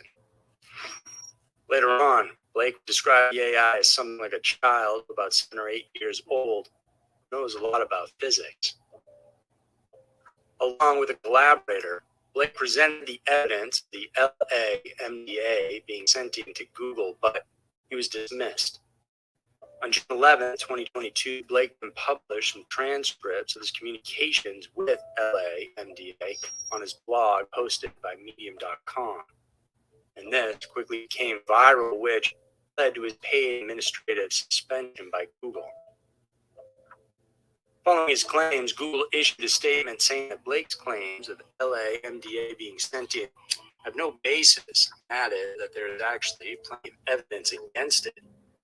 They even further explained that the LaMDA may feel like it's sentient because of the advancements in the way the AI functions, most likely because of the development in pattern recognition and the trillion words it consumes over the internet. According to several reports, Blake's claims about sentient AI isn't the first and only. Similar claims by other technologists have also been made public in the past. However, most AI experts are still agreeing on one thing, that it may still take a few more decades before we can expect and encounter an actual sentient AI. Stanford researcher for Institute for Human-Centered AI and director for Digital Economy Lab, Eric Brongelson, said on his Twitter that what Blake claimed with the LaMDA is no different from a dog reacting to hearing a voice in a gramophone and thinking it belonged to its master, who was inside the device. He also added that it's normal for people to react the same way Blake did, thinking that sentience and human consciousness are present in things that aren't. It's a way of anthropomorphizing things as a means of socializing. Despite all this, the tech world is still abuzz with this intriguing news. If something man-made can actually be designed to act and think as human-like as possible, then it's only understandable that people will wonder just how this will affect our lives and our future. Hey there, one of the most common things that people take when they use Redwood is... Number 2, Riverdale star murders mom. In an ideal world, there's a clear line is drawn between fiction and reality, separating the two. However, there are moments when this line is blurred, like when things that seem to happen only in fiction are adapted to real life. For this true story, though, what's disturbing is that both in reality and in fiction, with the character he played, the person involved committed crimes that resulted in tragic deaths. Ryan Grantham started acting when he was just 9 years old. In 2019, he was featured in an episode of the television series Riverdale. He played a character named Jeffrey Augustine, who killed the main character's father when he hit him with a car. Jeffrey took off and admitted his crime to his own father, who then took the blame and faced the consequences. In real life, 24-year-old Ryan lived in a townhouse in Squamish, which is on the northern part of Vancouver in British Columbia, Canada, had been having struggles within himself.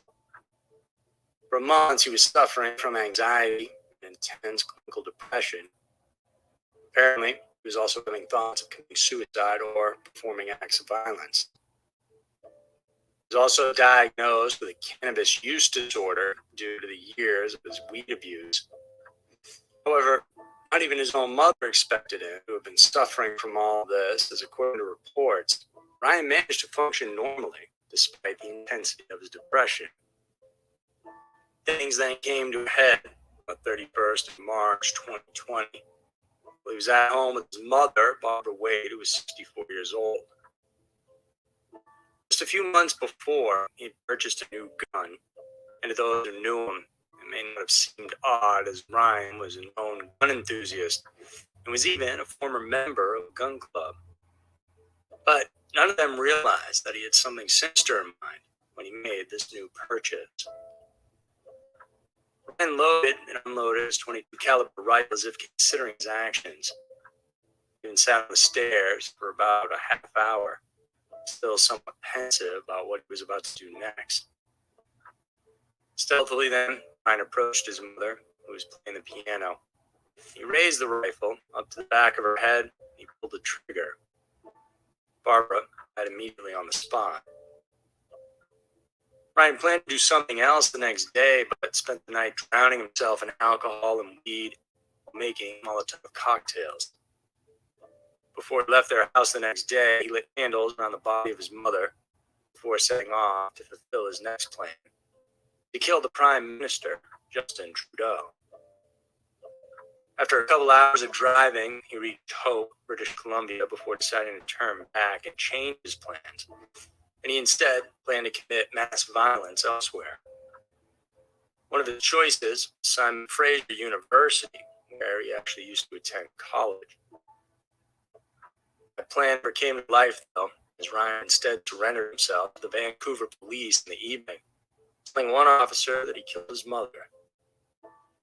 It was also that same evening when his sister Lisa Grantham discovered the gruesome crime scene at home when she decided to check on their house after all communications with Barbara went unanswered. When Ryan's car was inspected, the police saw it was packed with 3 guns and ammunition and 12 Molotov cocktails. He also had camping equipment and a map he initially intended to use to drive up to Rideau Cottage, Ottawa. During investigations, Ryan told the police that he killed his mother to save her from the pain that she would have gone through I know, and it was committed late. the act I of know. violence he planned. It was also later revealed that he wrote about his plan to kill the Prime Minister in his diary. Prosecutors also believe that another possible reason for Ryan to murder his mother is because of the guilt he may have been feeling when he stopped going to college without Barbara's knowledge. On March 9, 2022, Ryan pleaded to second-degree murder of his mother. If found guilty, he'll be facing life in prison with the possibility of parole coming up after about 18 years. Hi, young Byron. Even the darkest, most disturbing fictional movies have a light at the end of the tunnel. The fact that the story is over after the director says cut and the screen flashes the end means that the horror. How you doing? I was just fucking playing stuff, you know, on here.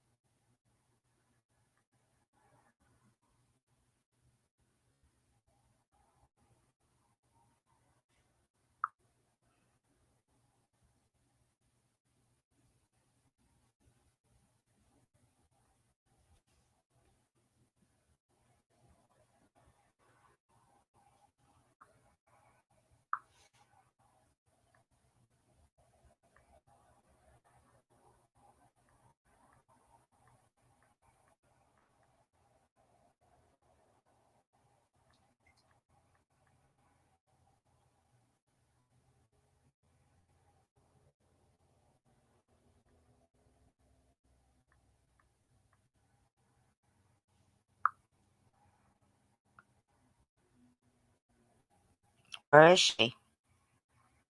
I know she's at the hospital. Is she okay? Yeah. Why? Did you see her? Somewhere?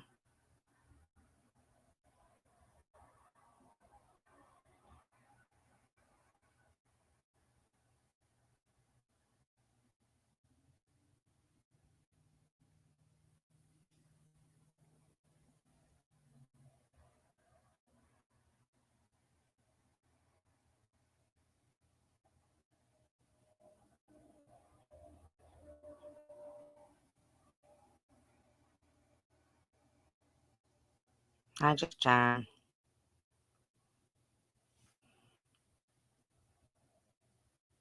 hope she's okay. Now you got me all freaked out.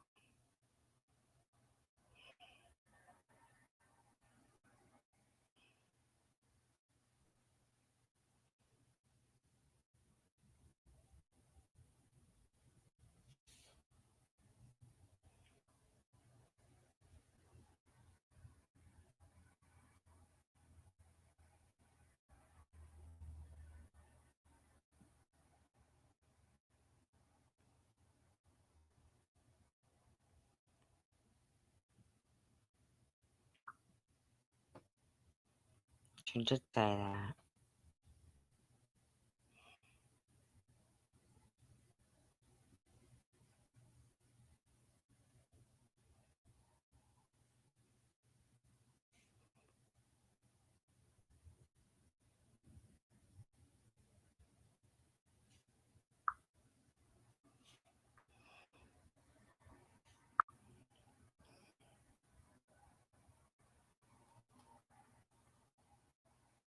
I know I'm all fucking freaked out. Mm.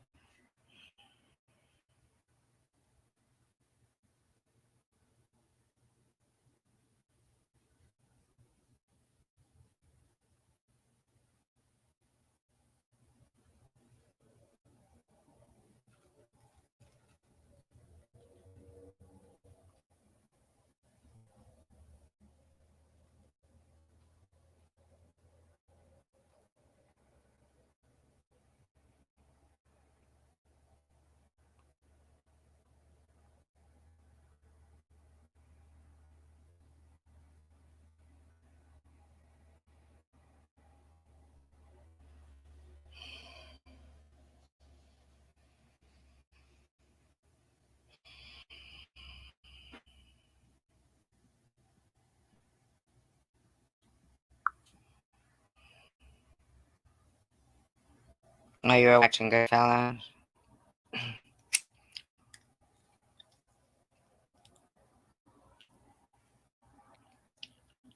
I'm thinking of maybe I can find, I don't know, something to read. Guys that like reading.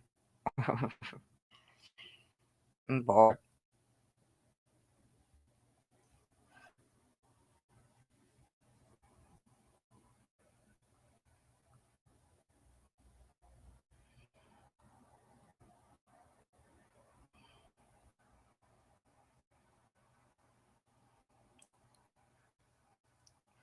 You're right.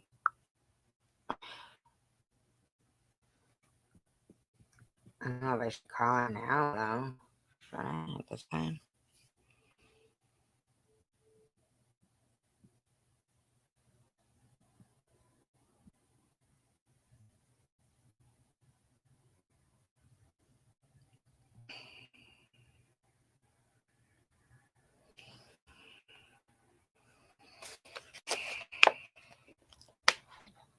Oh, gee.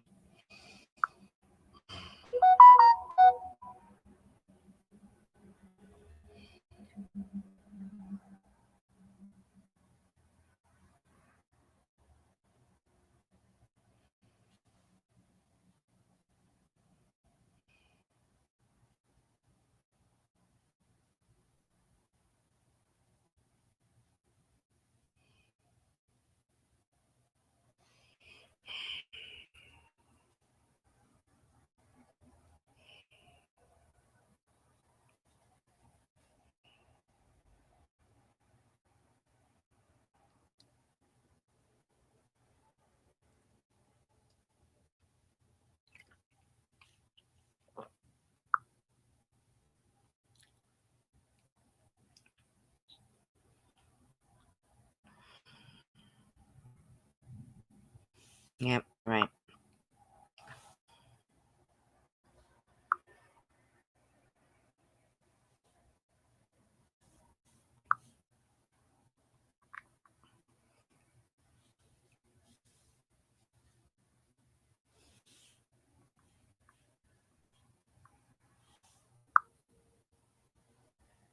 It is. It really is.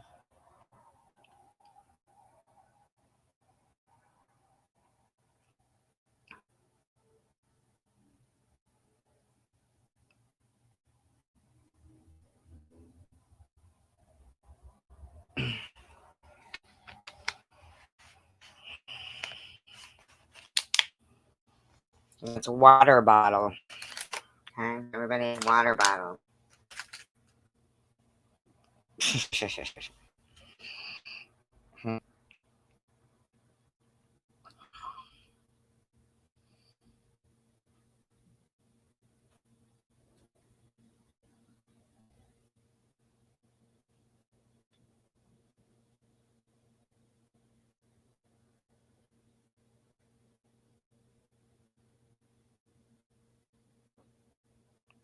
Okay.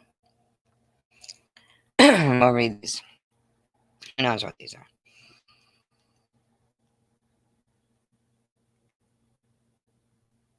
The best feeling is getting a long peel, similar to your skin when you're peeling from a sunburn.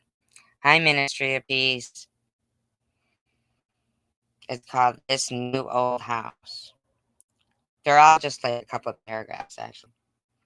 We bought an old house, my boyfriend and I. He's in charge of the new construction, converting the kitchen into the master bedroom, for instance, while I'm on wallpaper removal duty.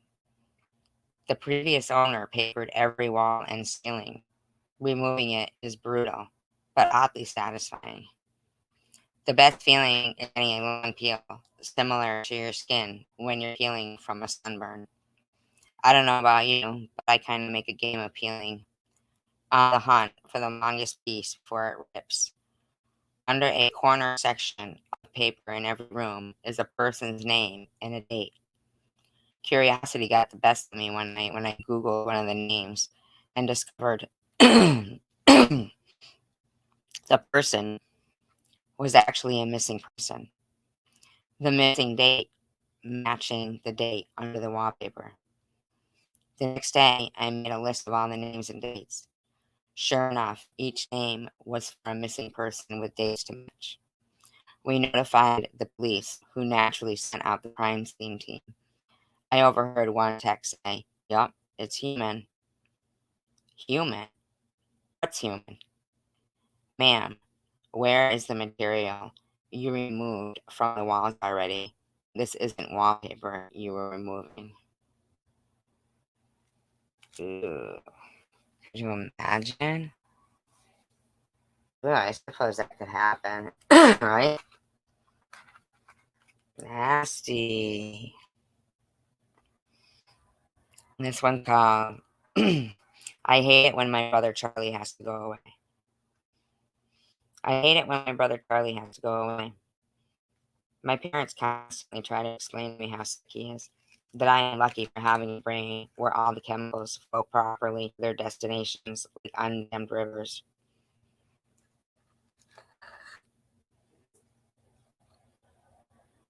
When I complain about how bored I am without a little brother to play with, they try to make me feel bad by pointing out that his boredom likely far surpasses mine, considering his confined to a dark room in an institution.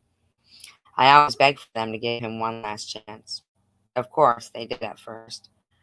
Charlie has been back home several times, each shorter in duration than the last. Every time, without fail, it all starts again. The neighborhood cats with gouged out eyes showing up in his toy chest. My dad's razors found dropped on the baby slide in the park across the street. Mom's vitamins replaced by bits of dishwasher tablets. No, I didn't. Ministry. Why was there good stuff on it? Good stuff. Am I missing good stuff?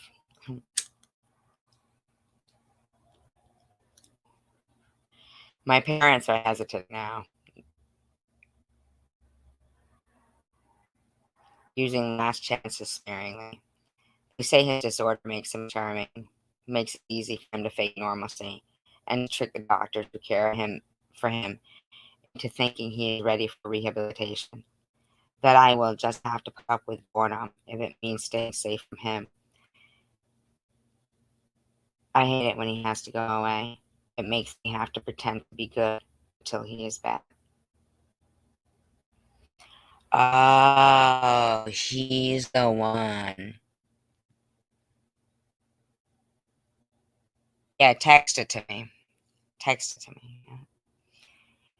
So, the poor brother, every time he comes back home, that kid, the other brother, fucks with him. Wow, that's fucked up. That's fucked up. Should I read it again now that we know? Oh, yeah. I don't know about it. I don't know about any of that mystery. I don't want it. Don't send me the link. Don't send me the link. I don't even want to see it. I won't even look at it. Don't even send it to me. Please. Please don't. Thank you, though. But no, thank you. Yeah, no. This one's called Guardians. He awoke to the huge insect-like creatures looming over his bed and screamed his lungs out. They hastily left his room, and he stayed up all night, shaking and wondering if it had been a dream. The next morning there was a tap on the door. Gathering his courage, he opened it to see one of them gently place a plate filled with fried breakfast on the floor, then retreat to a safe distance. Bewildered, he accepted the gift. The creatures tittered excitedly. This happened every day for weeks. At first he was worried they were fattening him up, but after a particularly greasy breakfast left him clutching his chest from heartburn, they were replaced with fresh fruit. As well as cooking, they poured hot, steamy baths for him, and even tucked him in when he went to bed. I think I wouldn't want, what they say they were? Huge insect-like creatures? No, thank you. What the fuck, man? It was bizarre. Yeah, sounds like it. One night, he awoke to gunshots and screaming. He raced downstairs to find a decapitated burglar being devoured by the insects. He was sickened, but disposed of the remains best he could. He knew they had just been protecting him. One morning, the creatures wouldn't let him leave his room. He lay down, confused but trusting, as they ushered him back into bed. Whatever their motives, they weren't going to hurt him. Hours later, a burning pain spread through his body. It felt like his stomach was filled with razor wire. The insects chittered as he spasmed and moaned. It was only when he felt a terrible squirming feeling beneath his skin that he realized the insect hadn't been protecting him. They had been protecting their young. Ew. Ew. Gross. Gross, everybody.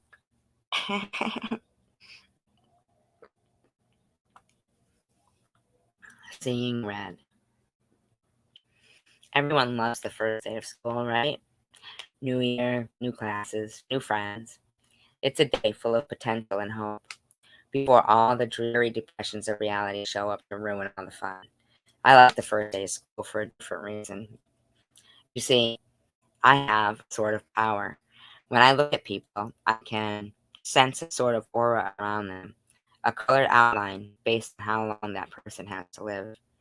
Most everyone I meet around my age is surrounded by a solid green hue, which means they have plenty of time left. A fair amount of them have a yellowy orangish tinge to their auras, which tends to mean a car crash or some other tragedy. Anything that takes people before their time, as they say. The real fun is when the auras venture into the red end of the spectrum, though. Good night, Night Owl. I'm just reading little short stories.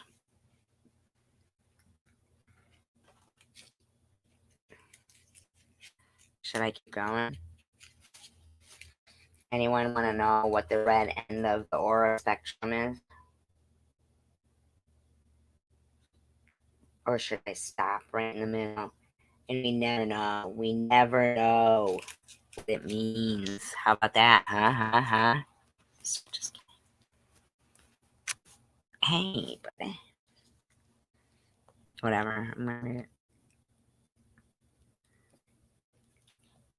Every now and then, I'll see someone who's basically a walking stoplight. Those are the ones who get murdered or take their own lives.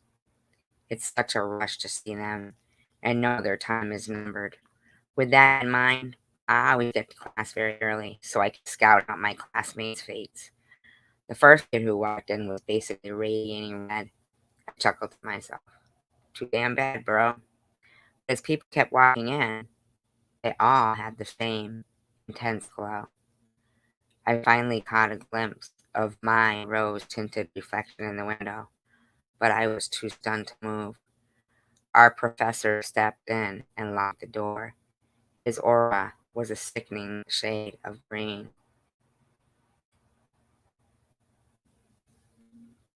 I think he was gonna kill them all. What do you guys think? He's gonna kill them all. Are these all supposed to be this short?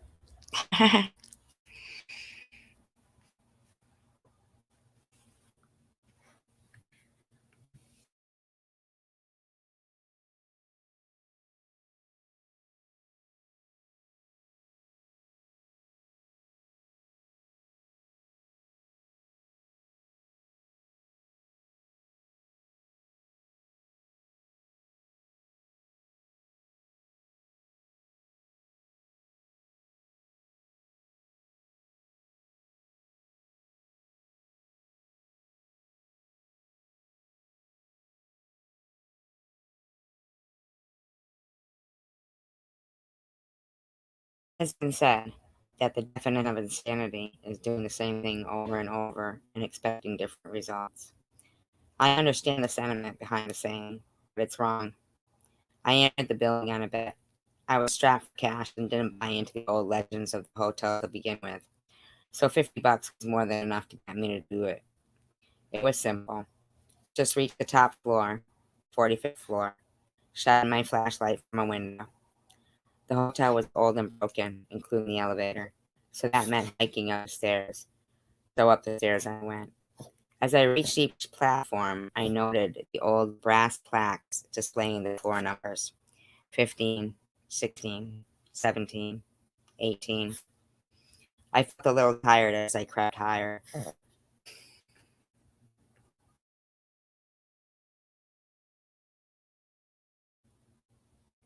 But so far, no ghosts, no cannibals, no demons. Piece of cake. I can't tell you how happy I was as I entered that last stretch of numbers. I joyfully counted them aloud at each platform: 40, 41, 42, 43, 44, 44. I stopped and looked back down the stairs. I must have miscounted, so I continued up. 44. One more flight. 44. And then down 10 flights. 44. 15 flights. 44. And so it's been for as long as I can remember. So, really, insanity isn't doing something repeatedly and expecting different results. It's knowing that the results will never change, that each door leads to the same staircase, to the same number. It's realizing you no longer fall asleep. It's not knowing whether you've been running for days or weeks or years. It's when the sobbing slowly turns into laughter.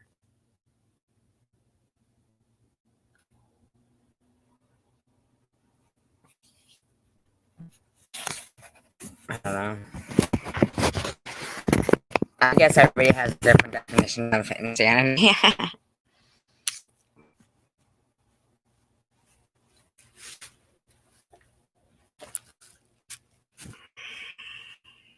Right? My daughter woke me around 11:50 last night. My wife and I had picked her up from her friend Sally's birthday party. Brought her home, put her to bed. My wife went into the bedroom to read while I fell asleep watching the Braves game. Daddy, she whispered, tugging my shirt sleeve. Guess how old I'm going to be next month?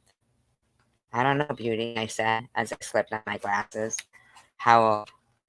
She smiled and held up 4 fingers. It is 7:30 now.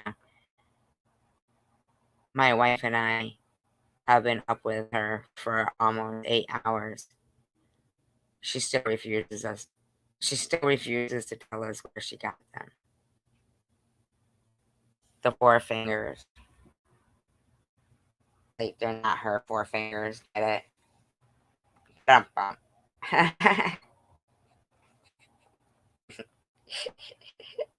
Not that's funny. I mean, that's not funny. Whatever. I don't know, she's really 4, who knows? He had been given the watch on his 10th birthday. It was an ordinary gray plastic wristwatch in every respect except for the fact that it was counting down. That is all the time you have left in the world, son. Use it wisely. And indeed he did. As the watch ticked away, the boy, now a man, lived life to the fullest. He climbed mountains and swam oceans. He talked and laughed and lived and loved. The man was never afraid, for he knew exactly how much time he had left. Eventually, the watch began its final countdown. The old man stood looking over everything he had done, everything he had built. 5. He shook hands with his old business partner, the man who had long been his friend and confidant. 4. His dog came and licked his hand, earning a pat on the head for its companionship. 3. He hugged his son, knowing that he had been a good father. 2. He kissed his wife on the forehead one last time. 1. The old man smiled and closed his eyes. Then nothing happened. The watch beeped once and turned off. The man stood standing there, very much alive. You would think that in that moment he would have been overjoyed. Instead, for the first time in his life, the man was scared. It's kind of weird, huh? What do you make of that? What do you make of that one?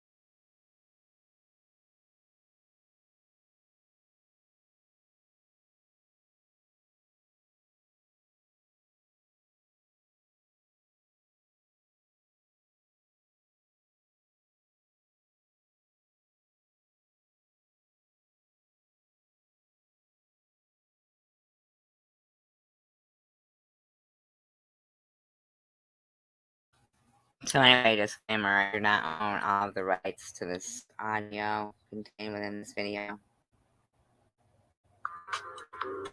I am playing it within Fair Use Act guidelines. It has been altered in speed. It is used for commentary and educational purposes only. Oh, Sergio, that's how you say it. That's right. Do you remember when I was on Jamie's panel this year? My guy is in this, and we don't typically. I tend to go in my hidey hole, and I don't talk to anybody. I will not return phone calls. I won't return emails. I won't interact with people who I'm friends with. I get really I'm the one who, I don't typically turn to people when I need to and it's funny because when I get into that mode, I have a hard time.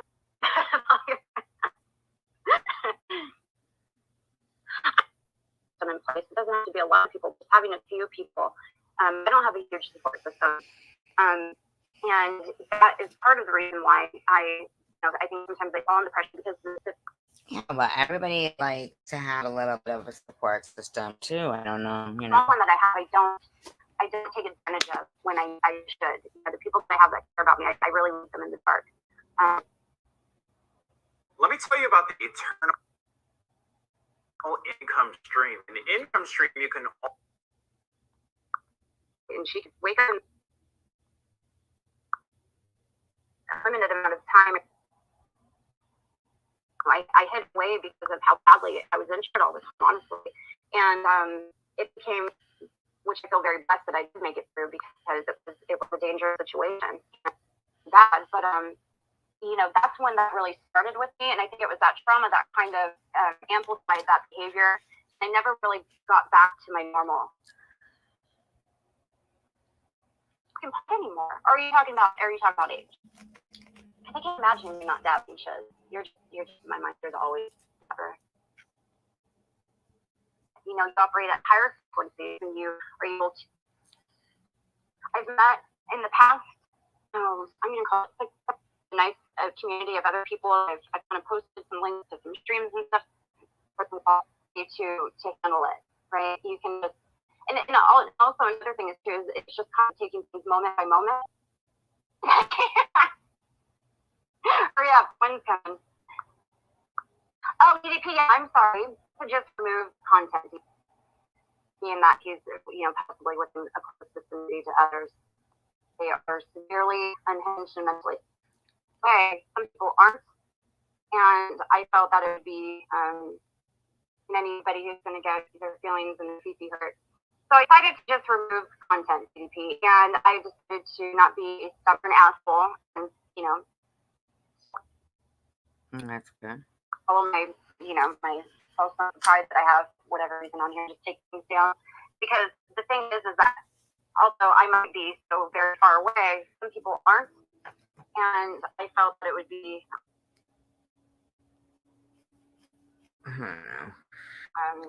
irresponsible and inconsiderate of me to continue to post that there. Stick. I think she's talking about Cujo. Seems smart. Possibly within a close vicinity to others.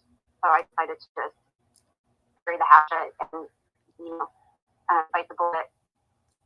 So I think seems like the smartest thing to do.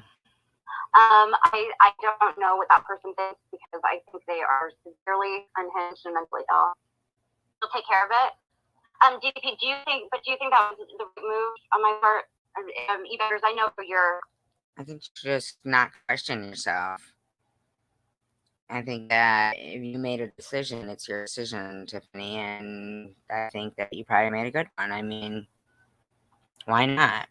Why not just not make more stress in people's lives, right? Your own included. I know you know what I'm talking about too. Yeah, it did go way too far. The crazy thing is I was still getting voicemails left from me until last night. I mean, long ones. I'm not going to share those now because of the you better, yeah. Nice to see you. Thank you for coming here. Good seeing you this morning. Like eBay wants to just keep fucking egging things on. I have a spreadsheet of everything he's done, full links, full vids. Okay. Huh.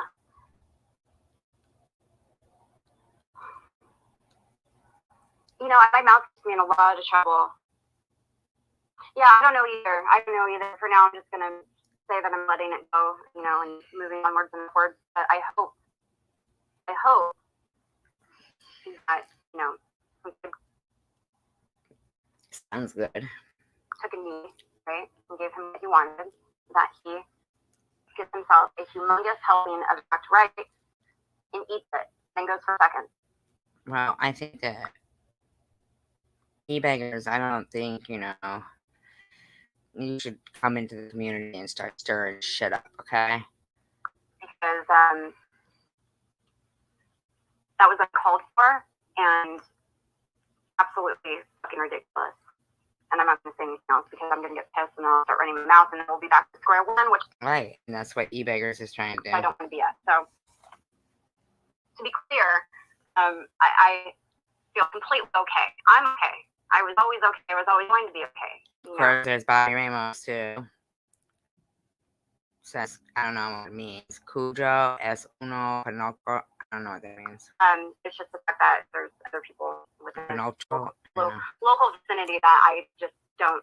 You're a lot more vulnerable than me, and I'm not going to stoke that. Absolutely, I love a good troll. I don't even mind a good troll against myself. You know. I get a kick out of it. I think it's funny. There's a lot of really clever trolls out there, and even if they're okay. DDP, do you have? I know we've spoke before. Or drop me a comment somewhere, and I'll give it to you. Or Cujo has it. You can ask him for the number. It's out there somewhere apparently. Somebody. What do you mean? Like people would be surprised at how much I laugh about what's put out about me. I mean. You shouldn't, because it's wrong. It's wrong. The stuff that's put out is wrong. Shouldn't be allowed. I do find a lot of it fun. Unfortunately, people. I'll get from Cujo. See? Why are you laughing? Right? Yeah, get it from him. A lot of menacing phone calls, so I don't mind dropping it. In fact, you know what? DDP, I'll just do this. Can you put DP? I'm gonna take it down. Okay. Yeah. What's up's gonna bring me up? Everything that SGM Blavos said about me was incorrect. They need to try harder. I don't even know anything about you. Oh no, we're not ripping on these beggars. No. We can though. I had so many things to talk to her about. I was kind of all over the map, but I believe she mentioned you're okay. You know, here's the thing. My grandfather had prostate cancer at one point. And see? They can't stop talking about cancer. He fell through it. My next door This neighbor. is fucking 1 day ago. What the fuck, man? Why can't you stop? Cancer. He didn't even get treatment. He healed it. Not healed, but healed. Hey, Jamie, good morning. He treated. What the fuck, man? Why are they talking about cancer? Cancer himself. I mean, they can, as long as they're not talking about me at the same time in the live stream. He's a freak of nature. This man is, for a man his age, is full of testosterone and very, very active and eats incredibly clean. And he used the regimen of, what does this have to do with it? There was a specific mushroom that he implemented. Yeah, that is nuts. East Coast. I don't know if you guys know that. Thank you. What the radiation levels are now. But I used to kind of follow this because I like to eat fish. Hey, JDS, my name is okay. Has it? Sharon had to get her little surgery because of a little hanky panky between herself and oh my god. Really? Really? Yeah, really. I put that because okay. First of all. First of all,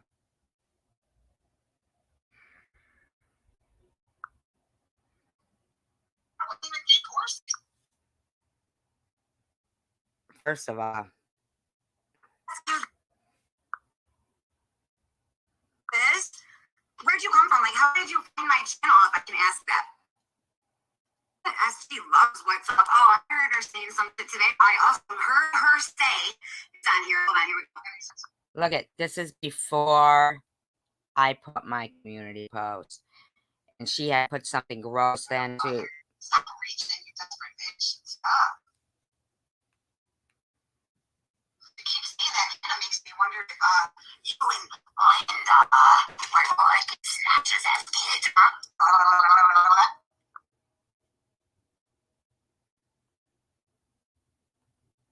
That just gets forgotten about. I mean, for fucking real. Like, for real. Her say, it's on here. Hold on, here we go. Stop reaching, you desperate bitch. Stop.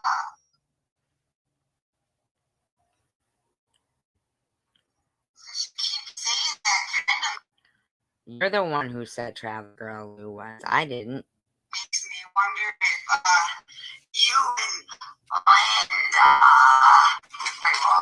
in snatches as kids, huh? I mean, I wouldn't even think.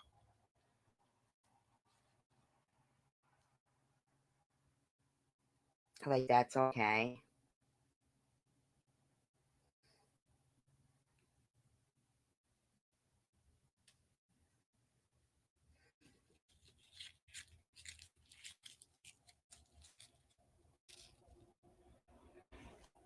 That's okay for her to say that. I mean, seriously? Apparently, somebody can give I mean, seriously? it to you.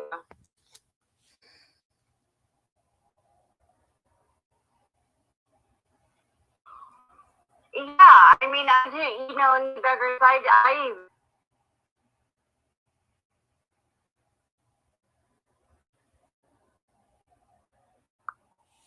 Did anybody hear that? I mean, am I the only one who hears that? And then everybody just talks against me and 9 people that. hear You it? know what I mean? Like, people would be surprised at how much I laugh about what's put out about me. I mean, I do find a lot of it funny. Unfortunately, people,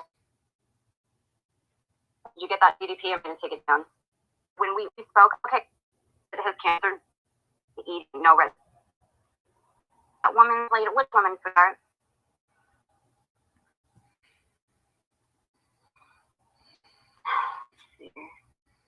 I'm going through my feed right now. And, okay. Has it? Sharon had to give her little surgery because of it. This is after she had said stuff about me. I mean, what the fuck, man? Whatever. Sneaky between herself and oh my god. Really? Really? You've got to be fucking kidding me. Unbelievable. Tracy, are you drinking already this morning? Is how today's gonna go with you? Really? Wow. Aren't you garbage? Let's do something here, guys, because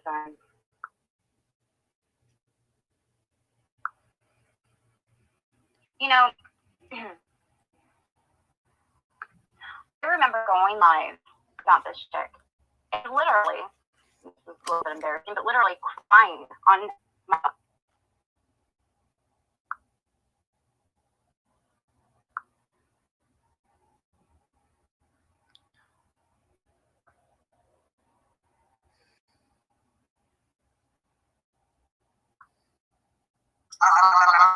her say, says I don't all the time. What SG loves what's up. Oh, I heard her say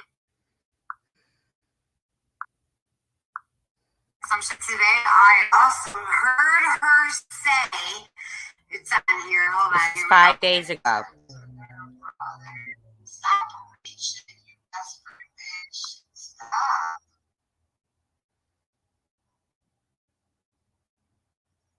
To keep saying that kind of makes me wonder if you and Miranda.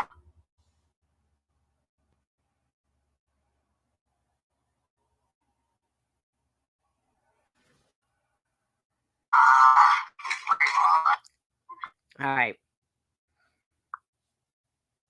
All right. Just listen. Here's the thing. 5 days ago, this was, okay? The strip show. Ooh, yeah. I don't know what I'm doing.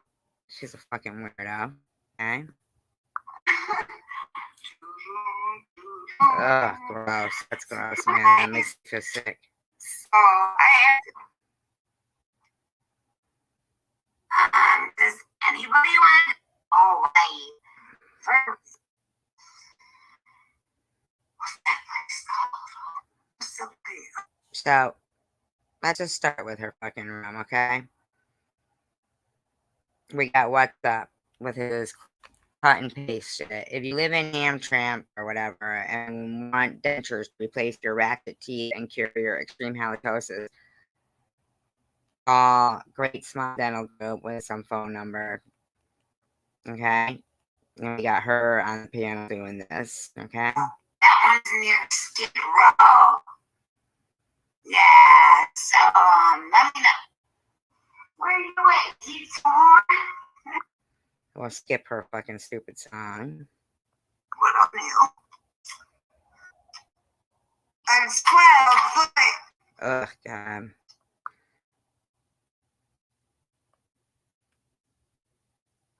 Me too. Oh, jeez. It's stuck in my head, too. Okay. My Donnie done. See? My 10-year-old granddaughter sings your song, Sharon. Oh, you must be so proud. Hi, Piercy. Hello. To tell you the truth, I'll probably eat on that thing. Ugh. Gotta speed this bitch up. At least 2 more times. So I have a lot. And it's, like I said, it ain't even the coleslaw. All the coleslaw. And this restaurant, which I've had once a long time ago, I got this carried out. But I didn't pay for it last time. Jesus, I didn't know how expensive it was.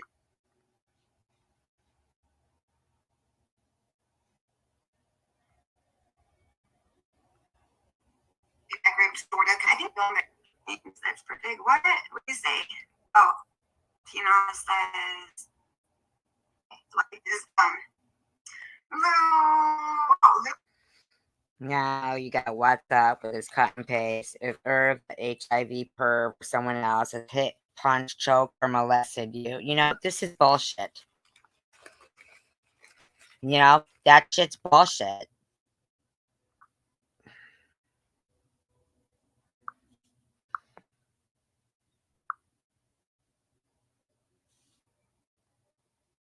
was talking about SG, right? But she actually. So Lou was talking about SG, right? Okay, so we got that right there.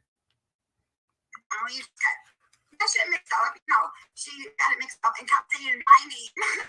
So she's like, Sharon's a miserable owner, man. You know. So it started out with Traveler Girl talking about me. For what reason? It didn't start though. I mean, I'm saying like every day is the same. She did it like 2 or 3 times, but like she said, she was probably seeing my name in the chat. Who knows? I'm not mad at her about it, you know, Biggie. Then why are you bringing it up? I started getting texts, and people are like, "Girl, it's just." I mean, Lou was talking. You mean like how you just messed up the name? So you can mess up a name, but she can't. Make sure you go to the beginning. So I like, whoa. But she corrected it. She told everybody, you know, that she was mad as SG. Of course, because everybody means SG. Because now you're talking about SG, and she was talking about SG. And don't you think that's kind of fucking weird? I mean, what is wrong with these people? Why are they so obsessed? What is wrong with them?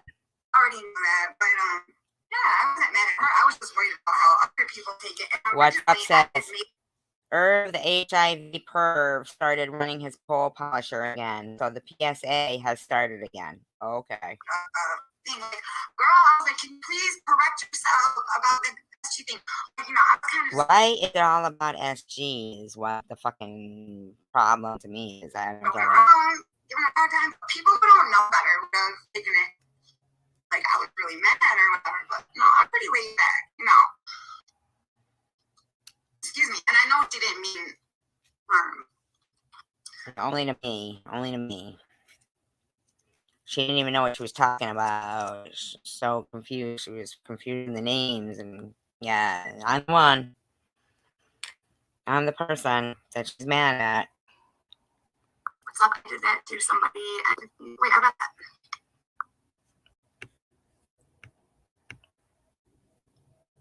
Oh, Bobby Ramos. Yeah, she's an asshole. I like the end pieces. They're fresh. We used to have a restaurant around here that only. Who said that? It was random. Oh, gee, welcome. Welcome, welcome. Where's my horn? Thank you.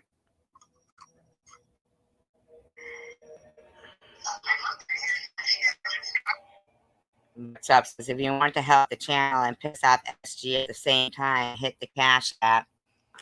What the fuck, man? These fucking people are fucking idiots, man.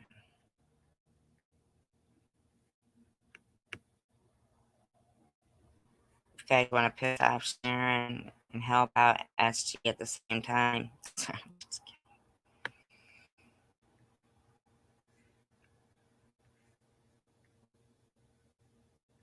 Just kidding.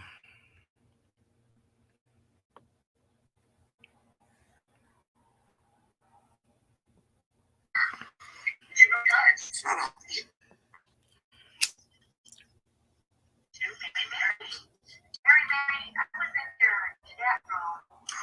I bet you were.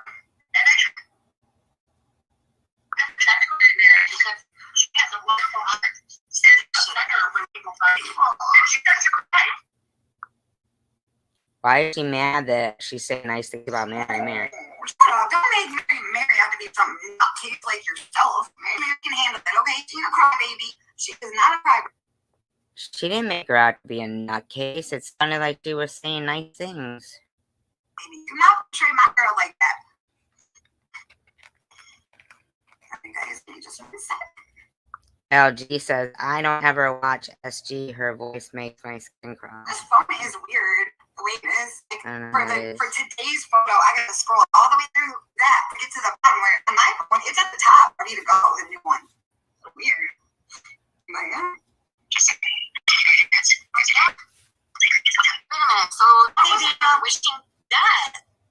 Are you serious? Let's do that shit again. You know that. yeah, let me slow this down so I can hear it.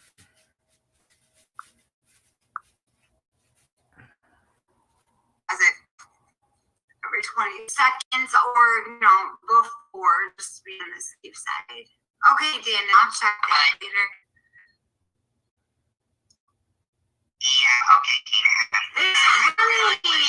Oh my God! Hi, Honey! Hermie. I'm just joking. Oh man, I'm glad to see you here. And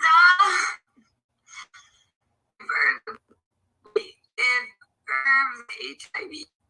Okay, I gotta give you my friend Sandra. I want to try her pizza. Her video will end, and then another one will start playing. Well, that's what happened. Like, this is before I knew SG really. This My video and last summer, I was actually on my way to the airport with her. We were on our way to Florida to the airport here, and then we had just went to drive through McDonald's. I'm like recovering my mouth. I'm like, pull over, motherfucker. Like, how do you not understand?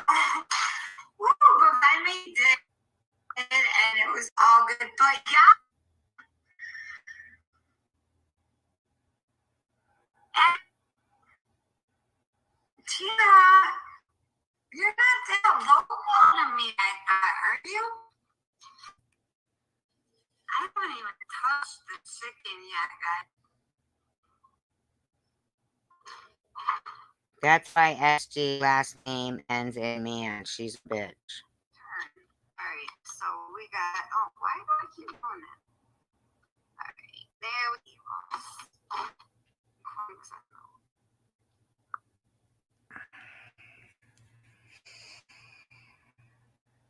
I'm starting a new stream.